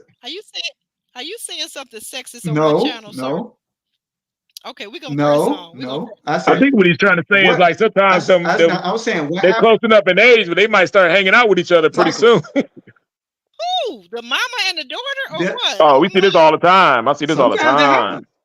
Look at it. In 4 years, that's gonna be a 40-year-old woman that thinks she's 30 because that's the new wave, and then that's a 24-year-old, 23-year-old female, and they hang out and go to clubs and stuff together and do stuff. It just happens all the time. Yeah. Okay. All right. So on the next day, okay, I must be missing something. I'll probably catch this on the replay. Y'all got to remember now, I'm not joking because a lot of people get upset with me. I'm not joking. I'm neurodivergent. That's a new political term for like people like me that have ADHD or autism and different things like that. So I process information differently. I really do. So I'm not getting what you're saying, but I do know that there are mother and daughters that hang out together. I mean, so I'm not sure if that's what you're asking, Sean. Is that what you're saying? Yes. Well, I think Stay Tuned Reviews said it, that if they're sinking, then he needs to buy extra chocolate and aspirin. So sometimes their cycles can come into alignment with one another, and this right now. Okay, and if you in a house, okay, and if I'm a mother and I'm married to my husband and we have 3 sons, there's a lot of testosterone in the house. What difference does it make? You adjust, right? Because you had these. We don't go through those days every 28 days. You're missing my point. If I'm a woman, I'm married to, you're my husband, let's say, and we ended up having 3 wonderful boys. Okay. I'm now stuck in the house with all this testosterone. The boys are wrestling in my living room with my good furniture. You're missing my point. What you are saying is basically sexist, in my opinion. Okay. So now I do get what you're saying about mood swings that come with that cycle. I'm not dismissing it, but my point was what I was saying about for a man is he's going to have to adjust. We're all adjusting with our children, because even if you're a woman and you're the mother of the girl children, you're adjusting too. I brought up a very real scenario just a second ago when I said that it's not abnormal for a same-sex child. So if you're the mother, your daughter, your teenage daughter, if you're a father, your teenage son at some point may step to you and want to fight you, may disagree with you, and may want to try to hit you. So then what you're going to do? All of it is adjustment. When you have children, that's your whole life is adjusting for the next 18, 19, 20 years. That's your whole life. And then adjusting to letting them go and be adults out in the real world. So I'm not getting the cycle thing. Okay. Yeah, I think when it comes to that situation, it's just who has permission in that situation. Like I said, I'm not a big advocate on hitting a child, especially that I got a girl and stuff like that. Mm-hmm. But if I had to, I can. And I made that known at the beginning. This is my kid. I pay for it. If I got to discipline my kid in a physical way, even though you don't, I'm gonna beat her. Yeah. Basically, I know you don't. Baby mother does not agree with it. I don't care. I'm gonna do it. Now, if your husband never touched my daughter, I'm gonna be on the first flight there, and we're gonna have a big ass problem. And I'm probably gonna call a lawyer, and he can't do it. He's not allowed to. I agree with you. I can do it if I need to. Right. You have to accept it. So it's just different ground rules that you gotta put it in tasks at the beginning, of which who's allowed to do it, who is not. Might not never be done, but in a situation, hey, if I have to, I'm gonna do it. You're gonna have to deal with it. He can't. I hear you, Ryan. I hear you, Ryan. And right now, I'm just thinking all the tidbits and all the things I know about you, and I'm just gonna step out and say, your sweet darling daughter, you're not gonna spank. Never gonna do it. I can't. She's so spoiled. I couldn't even do it. But it's been times where, you know what I mean. And here's the thing: why can't we reason with our children? Why can't we now in 2024? With all this technology, gentle parenting, and everything else, and all the tools and resources to help parents, why can't we reason with our children? Why would we ever have to beat them? Well, we grew up that way in Detroit, especially in Detroit. We was getting hit as a kid. Like, come on, let's admit what it was. Like, so we understand that form of last last case scenario and things of that nature. Now, Okay. luckily, I can just raise my voice to my daughter. Yeah. She's so afraid of disappointing me, she cries. You know what I mean? I don't have to do anything past that. But the fact of the matter is, some of these little bad kids and stuff need their ass whooped, and let's just keep it real. Lord have mercy. Ron cursing on my show. But you're right. But because the thing of it is that at some point, I think that with children, it's gonna flip around. It's gonna flip around, right? You can reason with them, but what I'm saying is, here's a whole thing too. This is another thing. So I had my children in my 20s, and I raised them. They're grown. They're successful, doing all the things that need to be done. Traveling, great jobs, great careers. Okay, so but here's the thing. You got parents now. These parents are waiting until their 30s and 40s to have a child. You mean to tell me you haven't developed the communication skills to talk with your child? You got to still spank them, hit on them, smack them upside the head, curse them out. That just seems like something that is better, more understandable on a teenage parent or somebody in their early 20s that hasn't developed those skills. I think it depends on the temperament of the parent and also the respect levels that the child has for the parents. So, there are some parents who are quite easy to agitate. So Yeah. the child steps out of line or says something, no matter how old they are, like, there's an element of respect that always needs to be there in some cases. And then some parents try to be their kid's best friend. So it blurs the lines, and then the child can get away with a lot of things because there isn't that respect boundary there. And then for someone else coming into that situation, whether it's a male or female, if you're quick to agitate or your style of parenting is different, then that can easily cause a problem too, because the child may not be receptive to you coming into the family trying to change things up and take the attention away from the parent that they've had there the whole time. So there's a multitude of things that can happen. But it's something that most people are going to come across if you leave it late to settle down and find the right person. You know what? That's a very good point, because one in our chat is even saying, and I just thought about it, because you could, be blessed with a child that has special needs. You could be blessed with a child that has a mental health condition. And a lot of times that doesn't show up until children are in their teens or even their early 20s. So then what? Oh yeah, I know teenagers can be tough, because I was a doozy, and I'm telling you, one of my two children was a doozy too. So I know. But Ron said something very important. I love what Ron said as a father, that his daughter respects him so much and that she would hate to ever disappoint him, because that's how I felt growing up. I was a daddy's girl. And when you don't want to disappoint your parent, you will move heaven and earth to do the right thing, to stay in school, to get good grades, to graduate, to not have a child as a teenager or out of wedlock. There are so many things that you will do. I know one of my girlfriends said she didn't have hot and heavy time. That's what we call it over here. She didn't have hot and heavy time for so long, and she was in college because she was still afraid of and respected her parents and didn't want to have a child or have anything out of wedlock or do anything that was unbecoming because she wasn't married. So respect goes a long way with children. So that's a thing too, that are you building up the respect level in your home? Are you living the life that you're telling them to lead? So how do we get here? How do we get here? How do we get here? What is this? We're talking about Dominique and Mika. Oh, okay. Big Mama, wait. Right.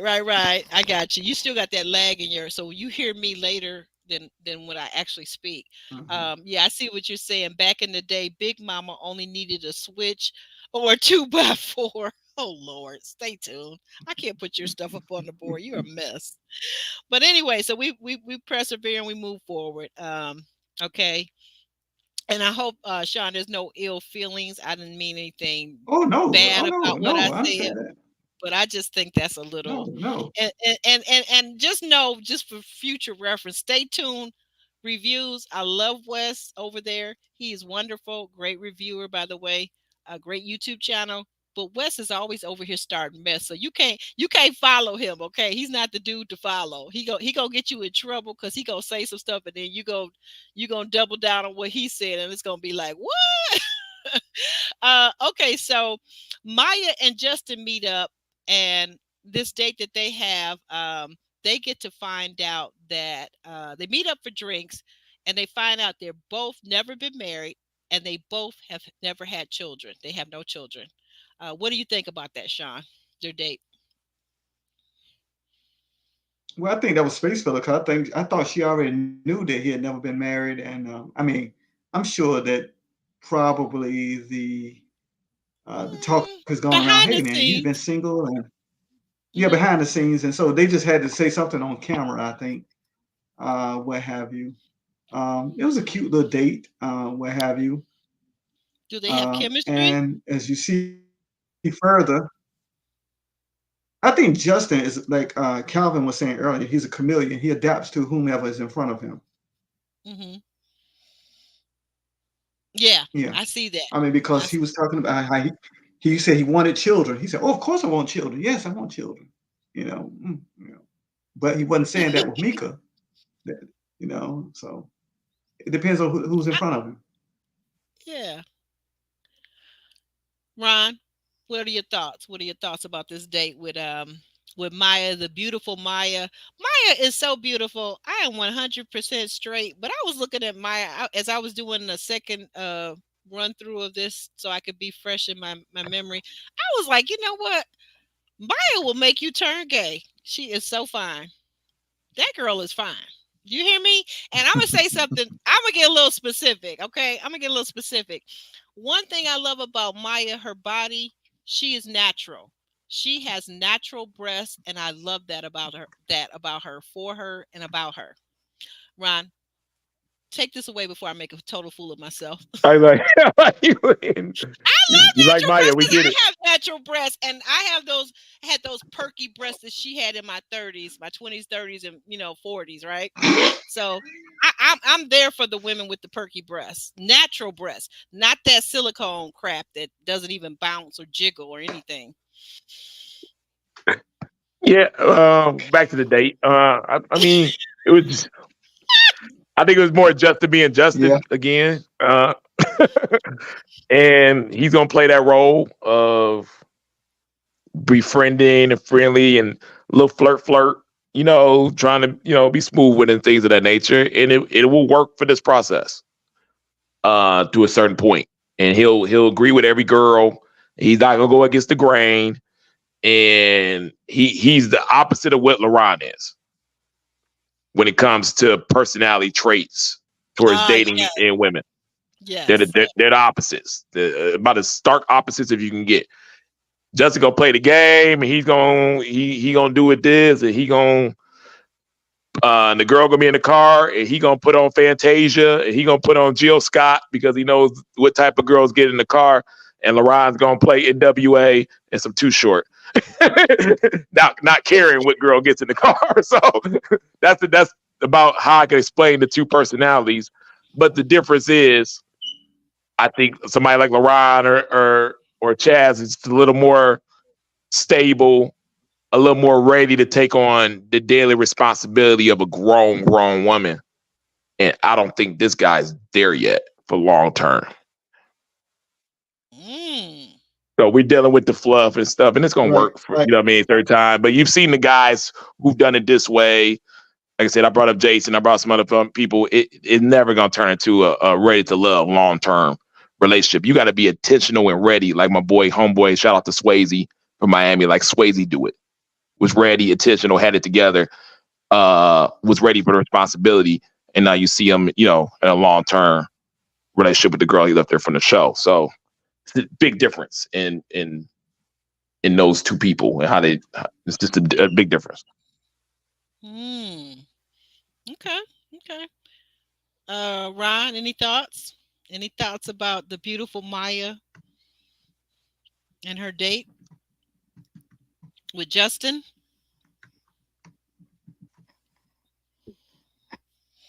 Seems like Ron might have stepped away.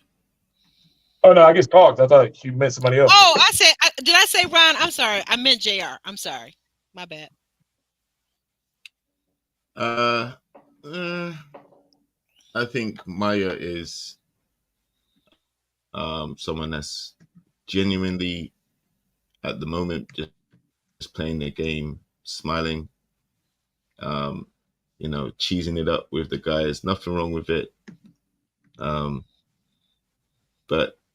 I'm not sure at this point, and it's still early. I'm not sure if she chooses herself because she doesn't necessarily find a match on the show itself. She doesn't have children, which is plus for some of the guys there, and most of the guys don't have kids, so that would she's got plenty to choose from. But we can already eliminate William, I think, from that. I think that's over. Oh, really? So yeah, That was okay. So you saying the date Yeah. with Justin and Maya? Okay. yeah. But the thing with Justin, we've already discussed. I think Justin is someone that's had the issue of trying to clear up whether it was his ex-wife or his baby mama. And then I think what he did last week with Alexis, like, it doesn't really matter what Maya really thinks of him because he's kind of put himself in bad favor with the ladies from what we saw already. The date itself was okay, but we've seen him get up and leave abruptly when he wasn't feeling it. But Maya's a hot commodity because she's pleasant to be around by the looks of things, and she isn't gonna give you grief or interrogate you either. She's very straightforward, and I think that's what helps her in the situation as well. Like, she just will tell you whether she's feeling you or not, type thing. That's the vibe she gives off. But she'll do it with a smile on her face and with no harm. Right. She's very. She's You- like I said. Justin. That's why I said Justin is they're equivalent to each other, right? Yeah. Yeah, but you got to feel Justin- sorry for Justin because he doesn't like.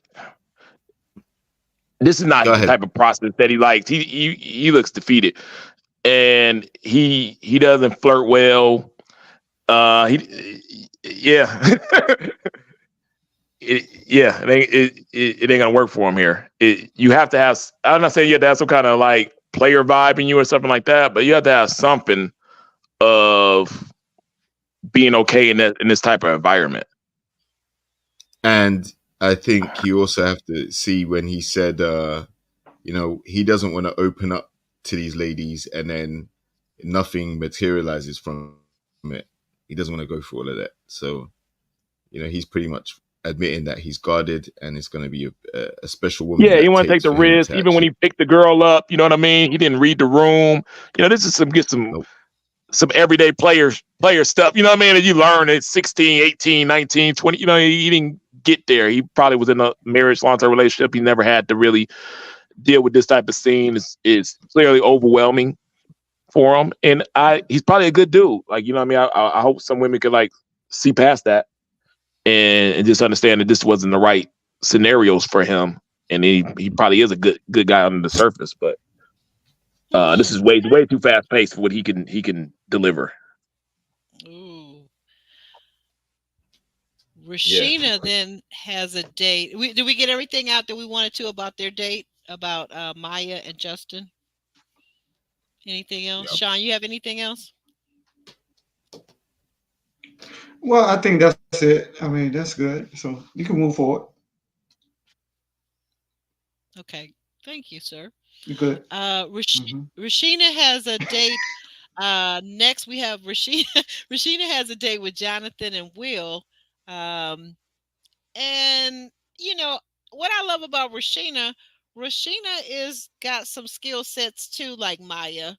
She smiles a lot. She makes all the men. I think she goes out of her way to make the men feel comfortable. But with Jonathan, when we get around to talking about our non-negotiables, she clearly stated hers, but Jonathan, he looked dazed and confused for a second, a good long pause, and then he says, well, smoking is a non-negotiable, and can you change your own oil? What did you think about that, Sean? Was he being sincere? What did you what impression did you get? If I go back to what Confucius says a picture is worth 1,000 words. I looked at Jonathan, rather, excuse me. He looked like he wasn't even interested in being there. Um, I mean, already was taken out with the vibration for the release the chakra, what have you. And I think he didn't have any interest in Rashina anyway. So I guess he was just like, look, let me just go ahead and do this just to kill the time. I really don't want to be here. And I think that's the reason why he was given the answers that he was given. He was just trying to be excuse my expression, just a butthole. That's all. Okay, okay. And then what about Will? Because after Jonathan makes his early exit, what about Will and his rapid fire questioning? What did you make of that? Well, I mean, Will was just being Will, but Will wasn't really interested either. He was just filling time and space and airtime. Neither one of them really wanted to be there, but you could just tell it more on Jonathan than Will. That's Yeah, just my read I of it. agree. I agree. I agree with you. I agree with you. Um, Jr. Did you give us your take on this one yet? Rashina and Jonathan Yeah, and Will. I think Rashina, Jonathan, and Will. None of these guys are really gonna hit it off with Rashina. She seems cool enough, but I just don't think there's a match there. And I think Jonathan, again, he's guarded, and he gave the answers he gave. I agree with Sean, like he isn't feeling her. So what we've seen so far from Jonathan is consistently, if he isn't feeling the ladies, then he definitely like his demeanor and affect is quite off-putting to some of them. Like he doesn't want to talk to them and give them, answers that are too short. And the whole like the smoking thing. Okay, if that's a non-negotiable for him, that's a common one. But can you change your own oil? Yeah, I'm not sure what he was trying to imply by that. And for that to be a non-negotiable, yeah, I thought that was a pretty easy way to say he's not feeling her, because he could have, I'm not even sure what that's got to do with anything. Like obviously I'm not in the States, I'm not from the States, but I know that there's an element of traditionalism that you expect from the men, right? To pull out your chair, Right. to pump your gas, to do all these different things. And so I would expect like you would put the emphasis on the guy to know how to change oil rather than the lady needing to know how to do it, right? Right. So yeah, I What just think he was trying to give her some answers, but they weren't to endear him to her. They were more to just kind of put her off, I guess. they, Mhm. they There's seem no like connection there. I don't think he was feeling her at all. no, not at. I don't think so either. I don't think she was feeling either one of them too. But the difference was she kept her composure and she kept her kindness and her openness. And it's like we just get through it. We don't have to become kissing buddies. I don't like you, you don't like me, but there's a certain amount of decorum. Ron, what did you make of this date with Jonathan, yeah. For one, I want to make a correction on. I got Jonathan and Justin mixed up on my last commentary, so just kind of switch those two.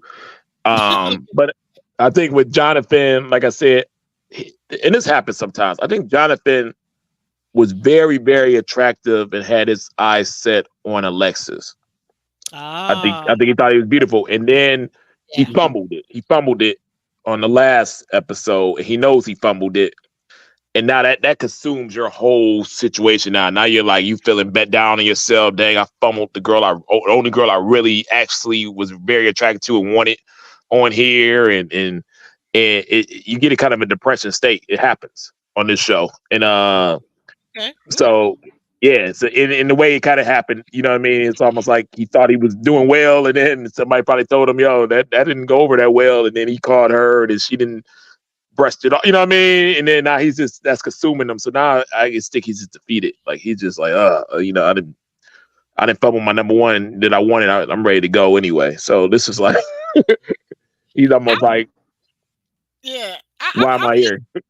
Right. Why am I here? And that's exactly right. But the thing about the oil is when he's asking, you know, if you can't change your oil, that's a non-negotiable. Does he even know how to change his own oil? Because most That's people editing. When you see something blurred out like that, out of a weird sense, and it don't make no sense, it's editing. Yeah, he probably said talked about building a car and stuff before they took that little line out. Oh my God! Like, does he know how to build a car? I thought he was over recyclables or something. That was his business. Whatever it is, he did a lot of talking before that oil conversation came out. They just grabbed that part, threw it in there to make him see like you know what I mean? Because they know they about to get rid of him anyway, so they got to make a reason. So he got edited bad on that one, but his personality is blah, and he's kind of socially awkward when it comes to dating. He's not used to this type of format. He's gonna make all the wrong moves. Like I said, makes him doesn't mean a bad guy. Like actually, he might be a real good guy and stuff. He just can't date in this type of format. He said he's been in marriages and long-term relationships. He's probably never, probably not real good on the dating scene as of is now. And we saw when he made a mistake with Alexis, but not reading the room and things of that nature. He's not that good at. But could be a good dude over there for somebody to get in the DMs and pick them up one. That's a little slower. You know what I mean? If you like a more slower paced guy. Could be. Could be. Here's a joke for Ron. Here's a joke for Ron. He might not be a typical Q.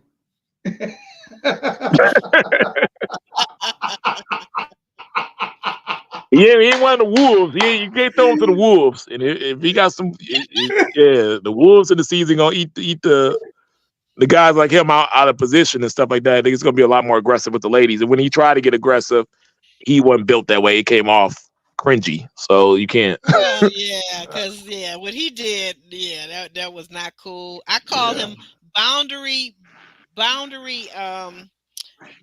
bending Jonathan. That was not cool. Oh wow! On his lap, that was like. And I hate to say it because only because he did it. Like if let Quentin have done that, picked her up big, strong. So you know what I mean? Women would have been all into it. You know what I mean? Y'all be choosing which boundaries or not, depending on who the guy is. Y'all need to.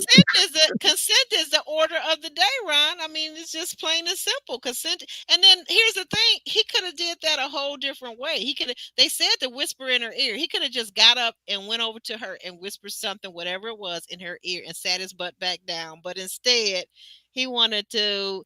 And here's the other thing, because I know what that is. That's not meant for her as much as it was meant for all the guys that had already said that Lexus was their number one pick. They had said that in the gentleman's lounge. And so here's a guy all stuck in his own ego. And like some men that only care about pleasing themselves, he's not caring about pleasing her or being romantic to her. He's just trying to make himself look good, in my estimation. That is not cool. That is not cool. I think it was opposite. I think he was attracted to her. He's finding out all the guys like her. So he's like, yo, if I keep at this slow pace that I am naturally at, I'm gonna be put in the friend zone and these wolves are gonna take over. So I gotta show my presence to her, let her know that I'm into her, that I have a sexual compassion with her too, and we can put this together. And he just went for it, but he didn't read the room. He was already drunk. Yeah, that liquid courage catch in.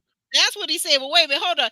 Did the room, okay, meaning her, did that woman is she even that attracted to him like that? Because I've never gotten that from what we've seen on camera. We've never seen her say that she's just like he's her number one. He don't know if he don't know. Like as a guy, we don't know if she's 100% attractive or not. He gonna try it because he gonna try it. He had to throw out a desperation Hail Mary because if all the other guys got her in their number ones and that's the girl you want, now you have to go compete for her. You have to fight now. And he's not naturally a fighter. He's not used to that type of scenario. So he was like, well, let me at least show that it's not a friend vibe. That this is more of a different romantic type of vibe, and that's what we kind of go for. And she gets obviously not that attracted to him because, like I said, if she was, it would have went over a lot different. She would have been all you know what I mean. It would have been different. Like she just wasn't attracted to him for him to be doing that, and he wasn't there yet, and that's how that went wrong. Like I said, she wasn't mad. She probably was like she said, water under the bridge. But the fact of the matter is, it ain't no coming back from that. Like he's never gonna be able to get that woman, and now he feels defeated, and now you feel that aura of personality on everything else. JR, is that do you agree with what Ron's saying, or do you have different thoughts? I'm just curious. Yeah, I can see the angle. I can definitely see JR, that. put it this way. Let's say you were the contestant on the show, and we do this. We kind of, while we're filming as castmates, we kind of think about the scene and be like, okay, this is going to get played back. And now he just knows that he just did a scene on last episode where he got rejected in the middle of TV on everything. So he's going to be thinking about that the next day, even though it ain't aired yet, even though it ain't, you don't know how he got edited or stuff like that. His next thought the next day is, I just got rejected on national TV. I'm looking like a fool.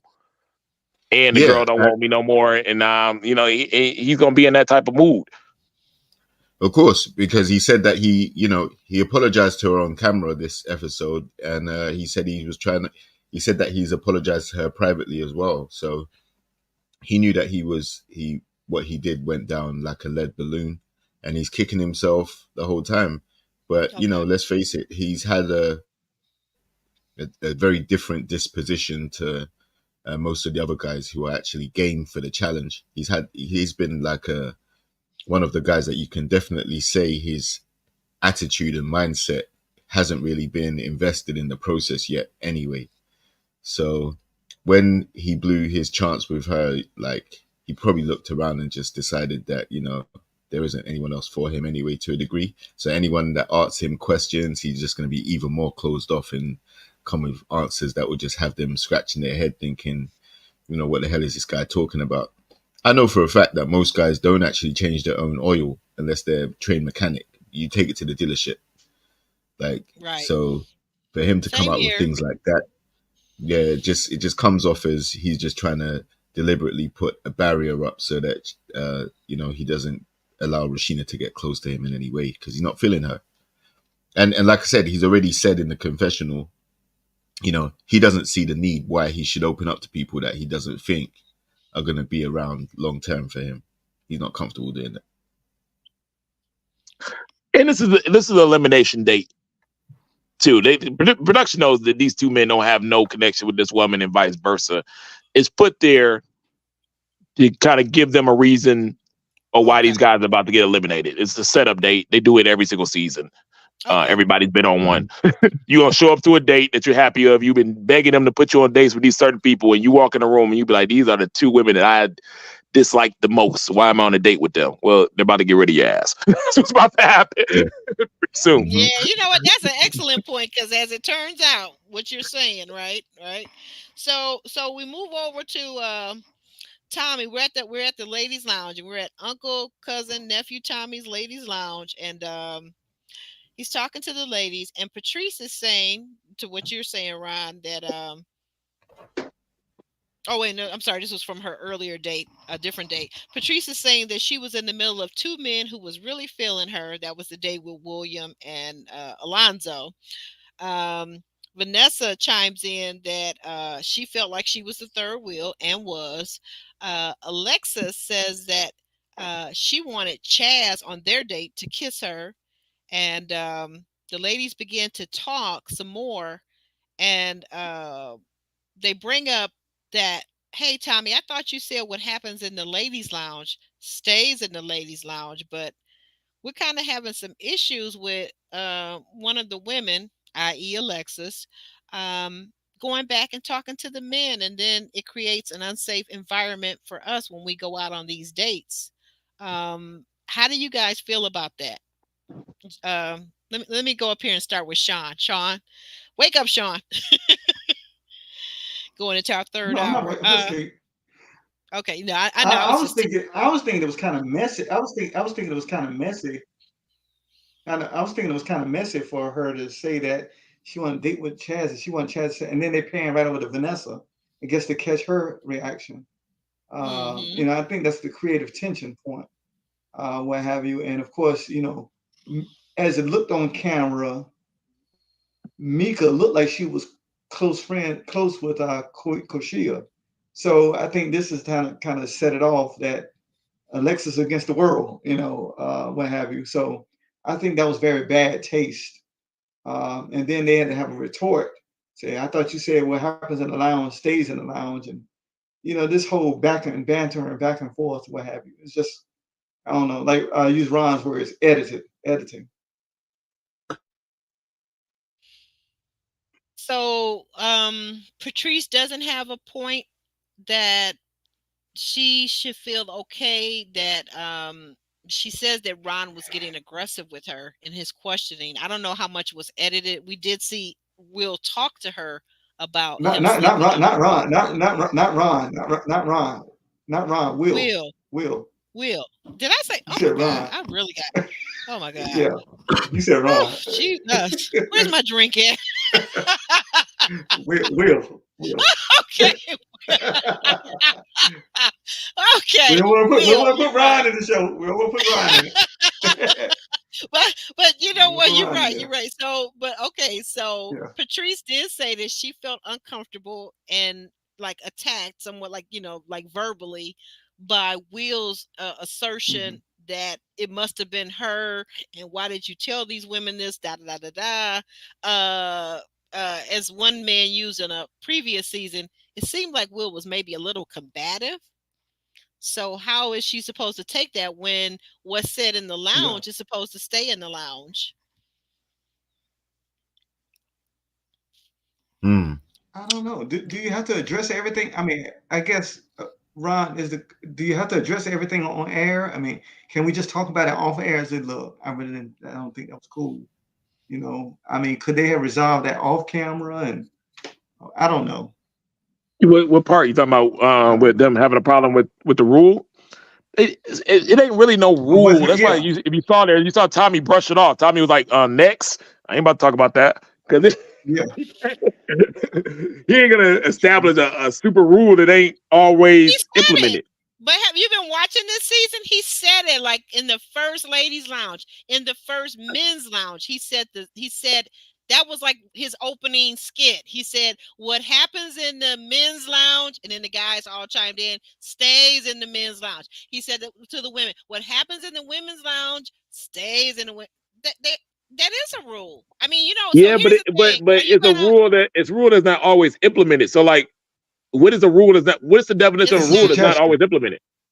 right? Yeah, suggestion basically. So that's why when they called him on it, Tommy didn't say, "Oh, she did what? Oh, she broke my rule." He didn't do all that. He said, "Oh, okay, well, next, who else we're talking about?" He brushed it off. If you watch this episode, that's what he did. Yeah, he did. Yeah, He did brush it off because ultimately, I think with Tommy though, this is the thing that's disingenuous about Tommy. The men get to kind of come and do whatever they want, say what they want. It's never really discussed. We don't see the things. Basically, when the men act up, like in this particular episode, they just get dismissed without there being any verbal communication about it, so that people know that this type of uh, behavior is not acceptable. But Tommy's not going to say Hmm. that to his Kappa brother, so I get it. I get it. We all in the fraternity together. Yo, I got it. I get it. I get what it is. Like I used the word earlier, it's sexism. It's sexism. nah, he's been the same with everybody. That's one thing about Tommy. I give him. He's consistent in how he handles things. I feel Okay. good or bad. He might be doing too much or be doing a lot more, but it's been consistent, whatever it is. Okay. Um, But they but tried to throw her on the they tried to throw Alexa on the bus for even bringing that up in front of but Tommy. Like but that ain't but nothing we here's usually do. but here's the thing. But I got the end of the episode, the end of this recap brain, so I can't pull them all up off of memory. But here's the thing about Alexis. Okay, so that's the one thing with Will. There seems to have been there was something else with Will that she told him another time. Because she said, and then it's interesting to me how she kind of seems to have an agenda, because she told Will, we saw her tell Will, these women have a narrative, and you've got to combat this narrative. You've got to change the narrative. Like, what is all that about?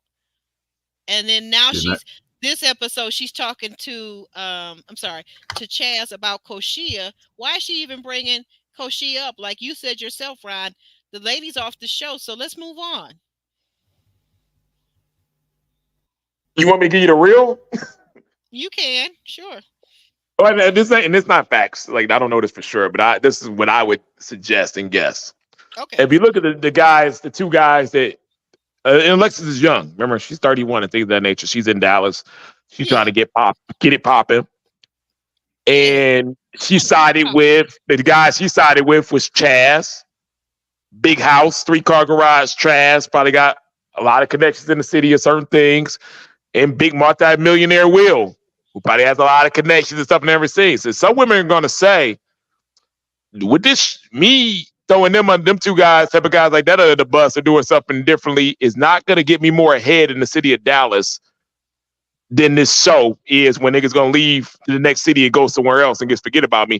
I'm going to put my alliance with the power guys because I might be able to do something with them later, even if it ain't romantically, on some business or some things of that nature. So I'm going to side with who got the real money and stuff, not this old budget bullshit. Oh, that's the agenda. Okay, yeah, that's the. And so you understand, because when the cameras leave, these women still got to live in this city. And if some of these guys on here are actually real power players in the city, and you got a chance to get on their good side, that's going to take you a lot further than what this show going to take you when it comes to. Okay, now somebody finally explained it, so the ninth or third grader could understand it. Thank you. I see your point on that. I see your point. Yeah, I agree with you. In the chat. I still think she messy. I don't care what nobody say. And we get ready to get to this. Okay, so let's do it. So as the women are talking, of course, Tommy has to ask them, who is the guy that you are least connected to? And of course, Will's name comes up for most women. And Jonathan comes up, and even Alexis says, well, I was uncomfortable with what he did at the pajama party by him pulling me down on his lap and so forth and so on. And we all saw that scene, so we know what happened there. So, she's a better woman than me, because it couldn't have been me. But anyway, so she even says Jonathan. She throws his name out. So now Tommy explains to the women he's got a curveball this week. Not just one man is going home, but 2 men will be going home, a double elimination. So we've got Vanessa takes out Will, and we've got Messy Alexis with Jonathan. Yeah. Jonathan. With Jonathan. Yep. And Messy Alexis, I mean, like, she is really the guy's gal, because she's crying crocodile tears and the whole 9 yards. I'm like, you know what, girl. Anyway, what did you make of this? What did you make of this, Sean? Was there enough estrogen for you? Was there enough estrogen? Yeah, it was nothing. It was not estrogen. I was thinking. I was surprised there were going to be 2 men going home, because the odds are already more men than women. Well, yeah. Well, I guess that would make sense. But the whole elimination of Alexis, I think she was being manipulative. Act like she cared about Jonathan and didn't want to see him leave, and didn't want to deliver him the news that he was not ready to love, and it was just manipulation. That's all. And then she told him it was water under the bridge. That when he called her, and I don't know whether that was true or not. Well, only she and he, and only she knows and God knows. That's it. So I don't know. It was just a messy situation.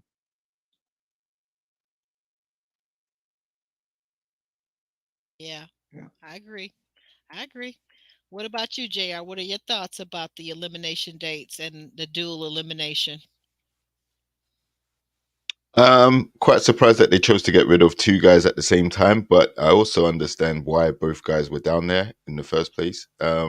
Obviously, William, we discussed at length already, but I think, um, you know, Will, not only was he, was the assumption made about him, but I think the way he went about interrogating rubbed the ladies up the wrong way. Um, he wouldn't let it go, and they kind of expected him to, you know. Um, just leave it to them to have their assumptions about him and make their decisions based on that, uh, rather than him going through one by one trying to ask them who said what and then try and correct them and remind them that he's a millionaire. Like, I don't think that endeared him, so I can see why he was down there. um Obviously, with Justin, he made a boo boo, so, and a big one at that. um it was not cool what he did. So obviously the ramifications mean the ladies go back into the ladies' lounge, deliberate.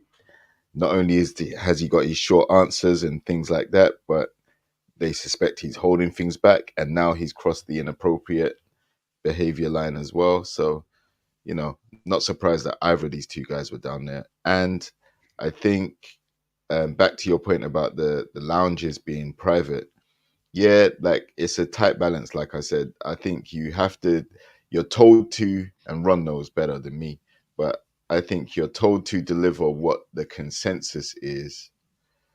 But in doing so, you have to be careful which details you divulge, because you may land somebody in it, which is why I think Patrice said it's dangerous, because then that guy can then come back the next week if he survives and then say, you know what, Patrice said this, so she's automatically going home. Right. And that's the end of her process, right? So, yeah, the right two guys were selected, and I can see why. So I didn't have a problem with the elimination dates this week. Yeah, I think they got it right. I think they definitely got it right. We needed Will out of there. Will really wasn't connected. Who was his one connection? Didn't he have one connection? I mean, like, he seemed to have an alliance with Alexis. perhaps. Well, no, but Alexis. did she like him? Did she like him? Because I never seen him act like she liked him, other than Alexis like a claimed to like brother. him, which is why she shared so much information with him in the first place, right? Yeah. Oh, okay. All right. I got a bridge over here in Manhattan if you want to buy it, JR. You can buy it real Well, the thing is, she hasn't. I mean, she didn't have to go the extra mile and mention other people. She felt comfortable enough to do that rather than just dismiss him straight away. So that tells me she likes him a little bit, at least. And yeah, like, at the end of the day, he didn't have enough connections, and the ladies basically, I think a large part of how Patrice felt and what she said about him kind of swayed their decisions too. So he wasn't one of the more favorable or likable guys. So that creates just the perfect storm to get rid of him. Okay. If time went on, who can we realistically see him gelling with?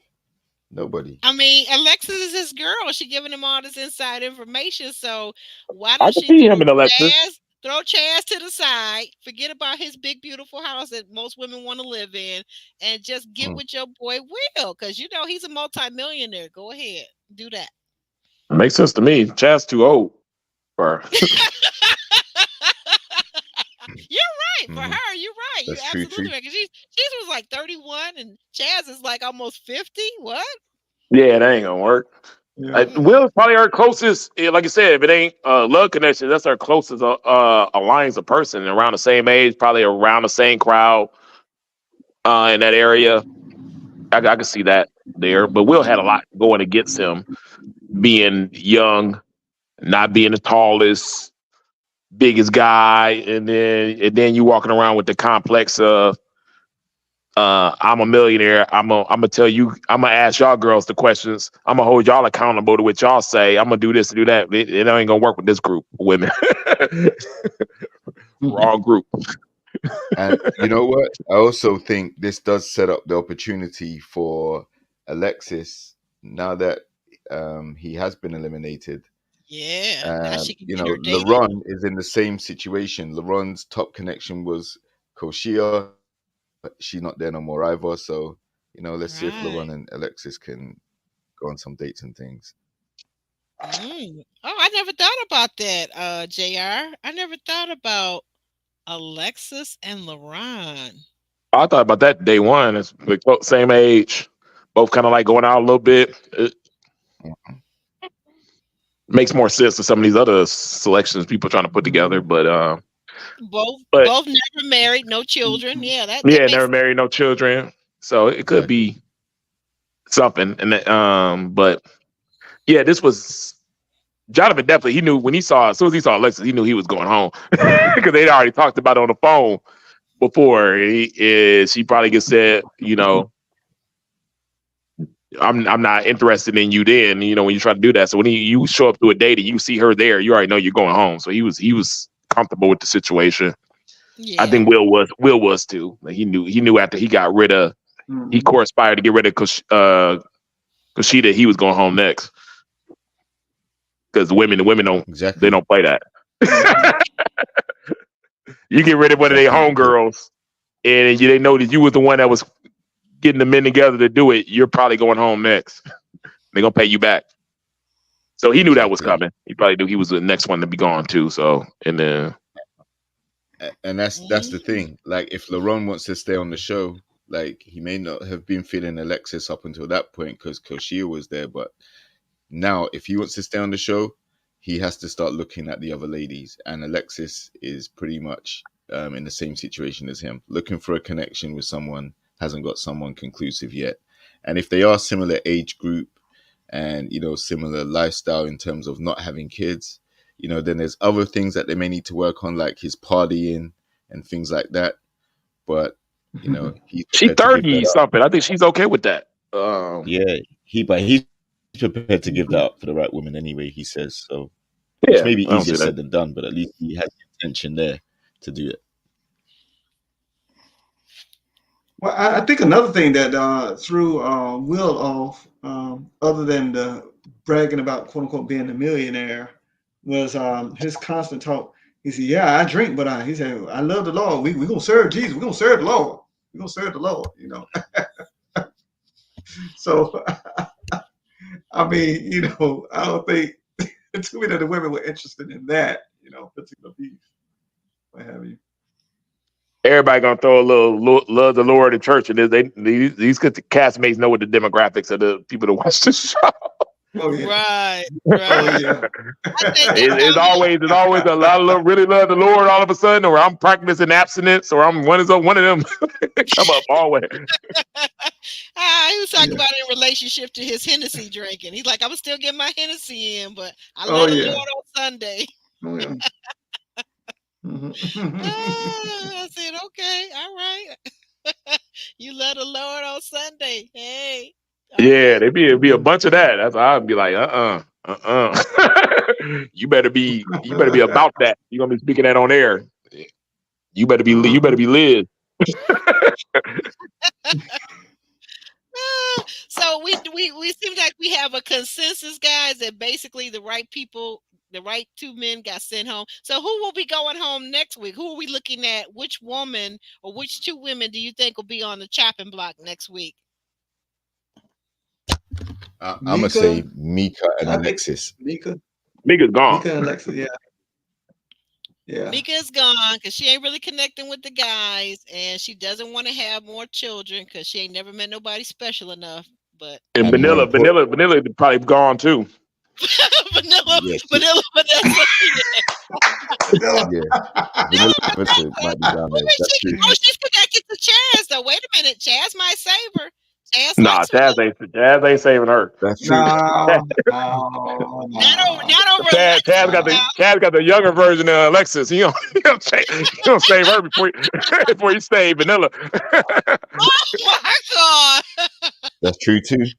Oh my God. You see how That's, do you see how these men talk about us? The younger version, the less mileage version. You see how interchangeable women Yeah. are? well, not married, no kids. A2 Brute. No, it's a no-brainer for some people. No brainer. Nah. Oh my God. A2 Brute JR. I thought you were better than that. No, I mean, Hey. we have to look at it realistically, right? From a guy's perspective, if we had the option, I'm assuming we're gonna go with the one where it's gonna be less drama, right? So if we got You think two ladies who are attractive in their own right, but one has definitely more of a easier path to love, romance, relationship, whatever, you're gonna go with that. And I think out of the two of them, Alexis will come out on top in that regard. Yeah, and plus we already I kind of think said that Cass playing the game, right? And if you playing the Yeah. game, you're gonna pick the woman that has more guys interested in her as your number one pick because you know she's gonna be around. Right. If you get what I'm saying. And you know what else?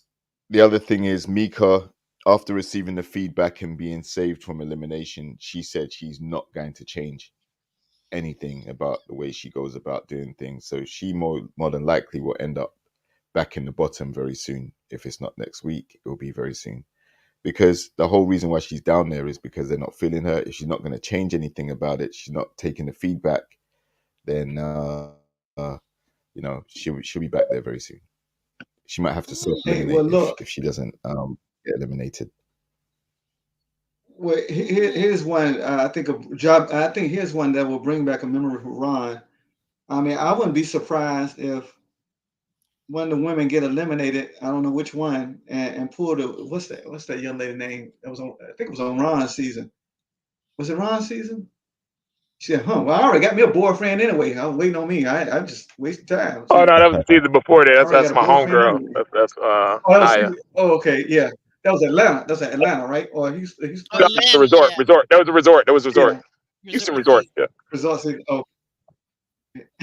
So probably might pull that. So I already got me a boyfriend anyway, so I ain't worried about y'all. I mean, or Walter, who left the Potomac season, and we find out when he was talking to Little Black Book, we find out that he had a woman the whole time, and now by the way, and we also have to balance that. Yeah. We have to balance that because the lady he's with now was on the show and she was with Walter for maintenance while she was having Tori and Demetrius trying to set up that whole I want them to fight for me type of movement. Oh yeah. When she was getting maintenance the whole time too. Are we saying who I had over here on this channel? Are we saying that Miss Sabrina Topaz was the alleged person and while he was dating the other Sabrina Soul? Oh my God. Nah, after that fizzled out with after his season finished, like from what I gather, they were seeing each other while she was on the show on her season. God. Well, they're engaged now. I'm sure you know that. Exactly. That's what I'm saying. That didn't come out of nowhere. Wow. Well, no, I mean, I guess I am so naive. You just hit me to something because I assumed that they started talking after the season. His season was filmed and her season was filmed. Now you're telling me that it's a possibility or very likelihood that they were actually seeing each other while these things were filming. That's wow. That's deep. That's deep. So he had maintenance on his season from somebody, and then when she was on her season, he was her maintenance. I guess that's what I'm trying to say. And that could happen because what we do is we clash premiere parties. So Right. when the resort was having their premiere party, I was filming, but I was leaving filming to go to their premiere party. You know what I mean? Because I knew, because those my boys. I knew the people that was in that season, a lot of them and stuff like that.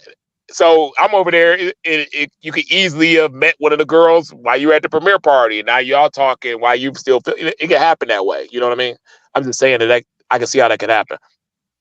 Oh Mhm. wow. The thing that gave it away for me is there was a couple of social media posts where they were in the same location but they weren't posting each other, right? Right. So you would see like a pic. She would be, I don't know, she would be sitting down somewhere at a table, and she's holding hands with someone, the person who's taking the picture.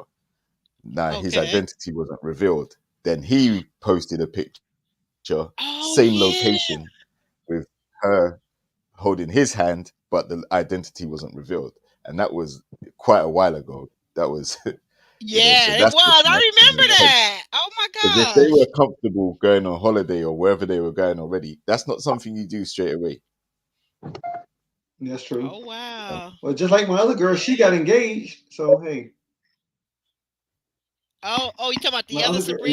Sabrina Soul? No, Aisha from New York. Oh yeah, With Aisha. Dante. Yeah, I posted her on my tab. Yeah, Yeah, Aisha yeah, is engaged, yeah. but not from anybody from Ready to Love though. No, she's no. We don't know who this But guy she, is. but she is engaged, and Dakia from their season is Yeah, now married, happily married. she's married. Yeah. Yeah. To her She's friend married, who so was there the it's whole nice. time. Say again. To her friend that was there the whole time. That's what I said. I said, doggone it. Sometimes though, as women, I think we have to get a wake up call that like the guy may be right next door to you. He might be at your job. He may be at your church. You may already know him. And sometimes we need a wake up call because I mean, Some hey, of the people dating before they come on the show. Let's just be real. Yeah. yeah, but I'm gonna say this. You probably right, Ron. Again, I'm just being naive, but here's the thing.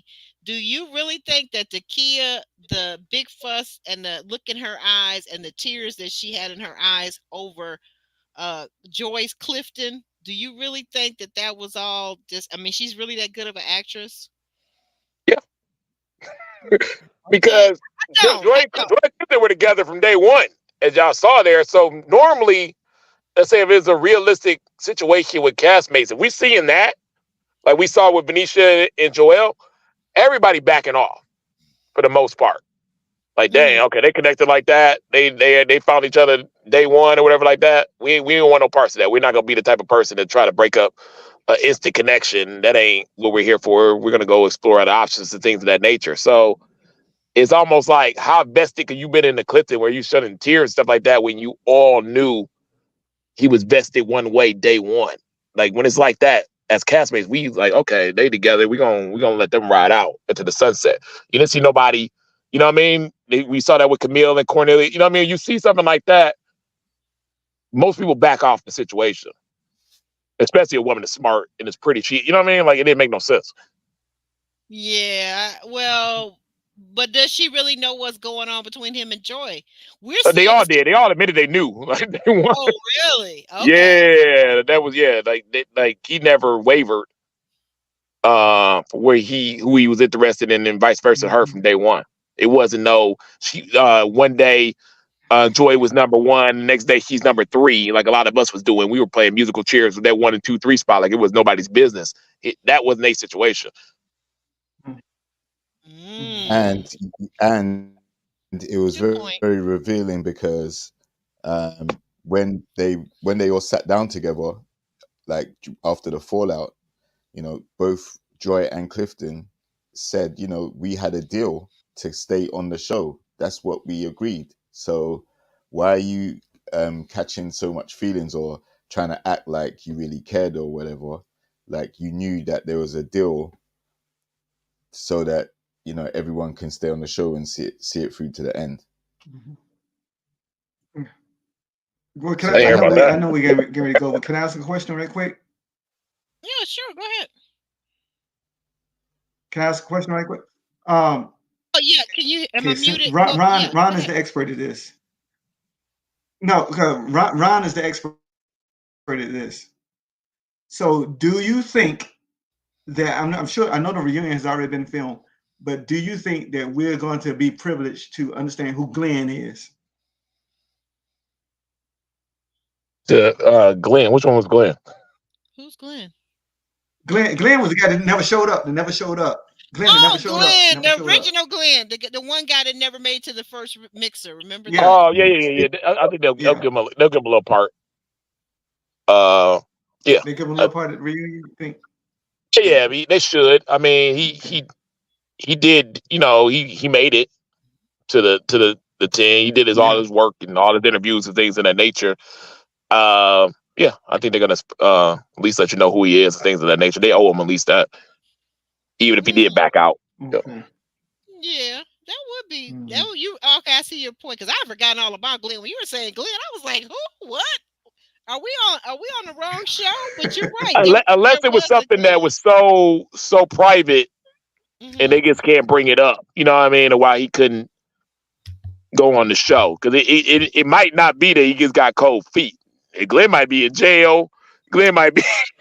I mean, some stuff can happen. You know what I mean? Because you're picked months before you go on filming, and life is life, and so you don't know what happened in that situation where he could have been on. You know what I mean? Like I said, he could have caught a charge, or this could have happened, or anything could have happened, or he might have found somebody and got engaged. You know, anything could have happened where he just couldn't be part of the show ethically.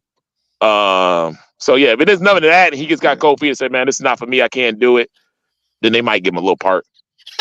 They're giving you a hard time out here in the chat, or not so hard. Ron, remember who's your number one, Ron? Remember that? I'm so mad I gave a ranking. That was the dumbest thing I ever did. That one Tommy making us do 1, 2, 3. Tommy, like, pick your 1, 2, 3. I was like, Tommy, you set us up.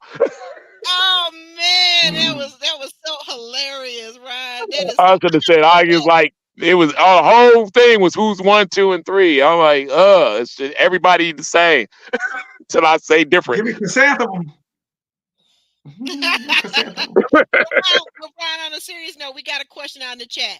We want to know for specifically you to answer this. Why didn't y'all vote off Vernisha if she had no connections with other men besides Joel? Hard to understand the dynamics. We did vote Vernisha off every single week, but Joel was the New Orleans, which was the accent was hot because you just had Hollywood from Put a Ring on It. They had the same accent. Joel was light skinned. Joel was 6'4", and Joel said, "Yo, if she leaves out, I just think he's giving it real." He said, "If she leaves, I'll leave." And production was like, "Well, we can't have you leave, so she got to stay." That ultimatum, right, to the producers, like if So he was like he was serious with it. If she leave, I'll leave.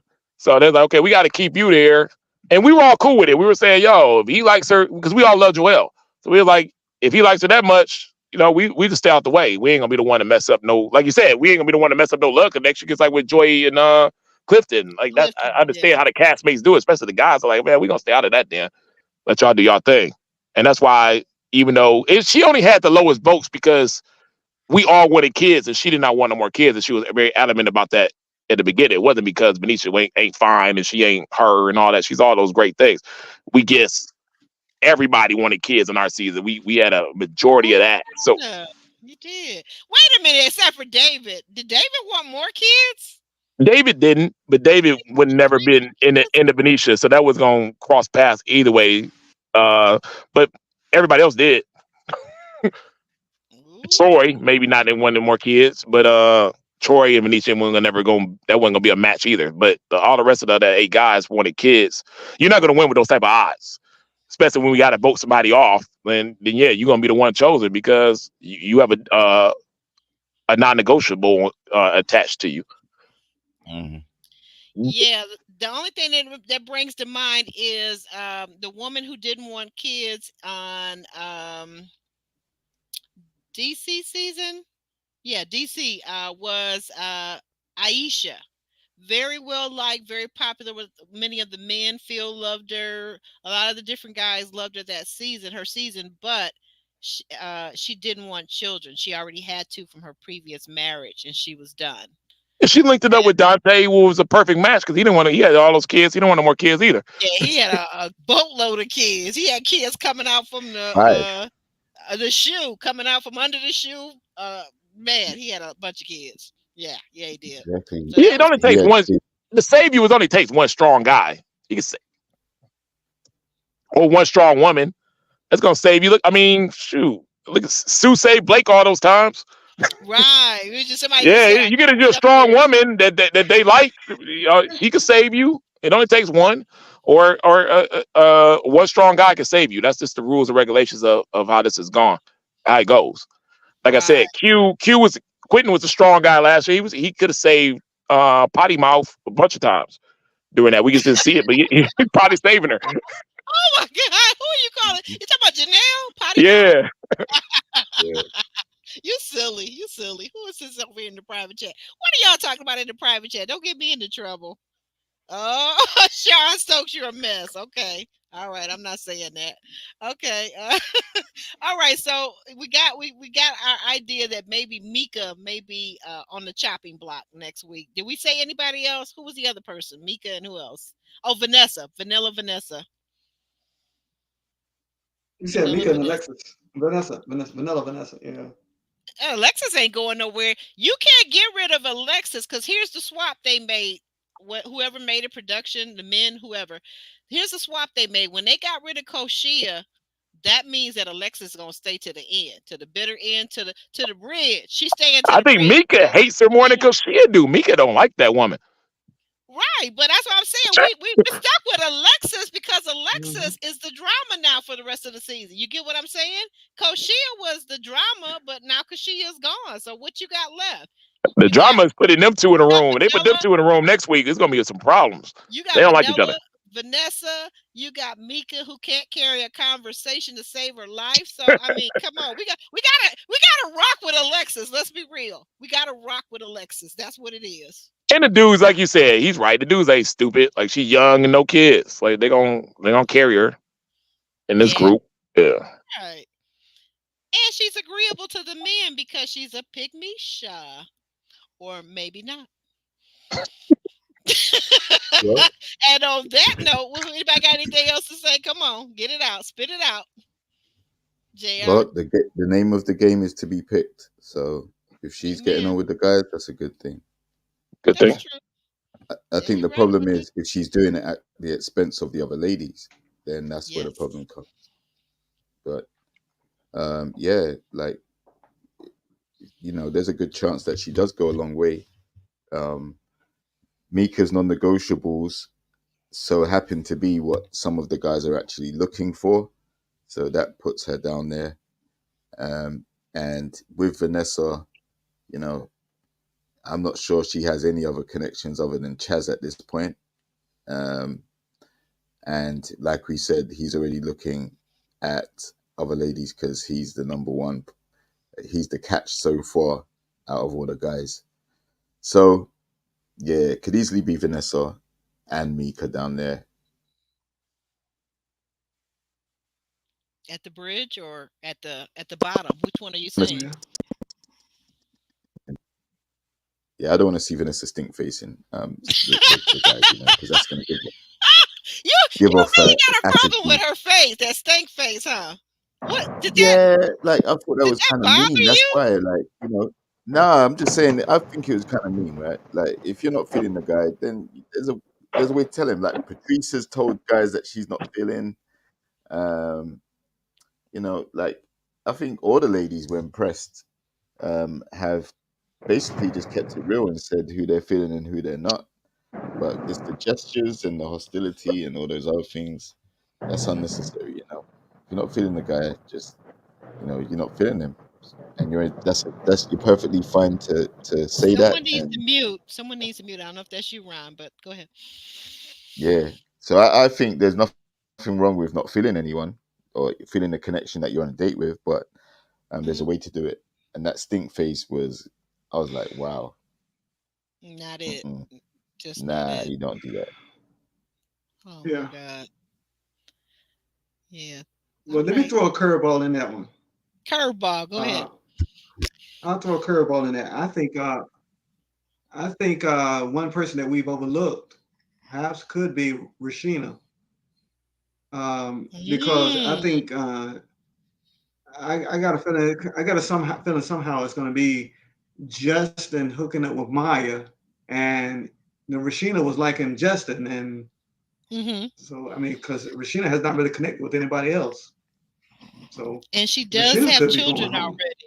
as well. Yeah, that's a thought. Yeah, she I've does been have thinking about children. that too. That's a thought. That is definitely a thought. So Well, I Justin guess is going to when you look at it prove. from the man's perspective, who would you link Dominique with up? Oh, that's it. Dominique need to go home. Why is he still there? Why is Dominique still there? He started off really strong, but then Yeah, he missed he been a taking week. a, We missed him for a week or two. You know, he wasn't yeah, there. he did. He was on vacation. He was on vacation. He was like, I'm chilling at home. I'm chilling at the crib. And those were vital weeks to miss because it was the beginning where we were just getting to know the characters and the castmates. So I don't know. I'm sorry, I got this on here. And I guess Ron had to split. So Ron, bye, Ron. Bye. Guys, like the video. It helps us so much to grow the channel. Go over and check out my friend JR on his Instagram. JR, you want to tell us all the things that are thinging over on your channel and your Instagram page and whatnot? I'll put your thing back up here. Health and fitness, well-being on Instagram. Occasional clips of some sessions or classes I do. May even find some other things that interest me or whatever, or tickled me that day. YouTube, you find more relationship type of content, panels, discussions about some of these particular episodes like we're discussing today. And when you combine your relationship plus your health and well-being, they all kind of contribute to a lot of the reasons why you're happy or sad when you go out there every day, right? Like your relationships can spill over into other areas. Your health and fitness, if not prioritized, can also spill over into your relationships. So you have to get them all in sync. And so that's where you find me. Instagram JRX TV, YouTube JRX TV, and like, share, and subscribe. Check me out. Yeah, let them know all the things that are thinging. And Sean, our other esteemed panelist, how can the people find you?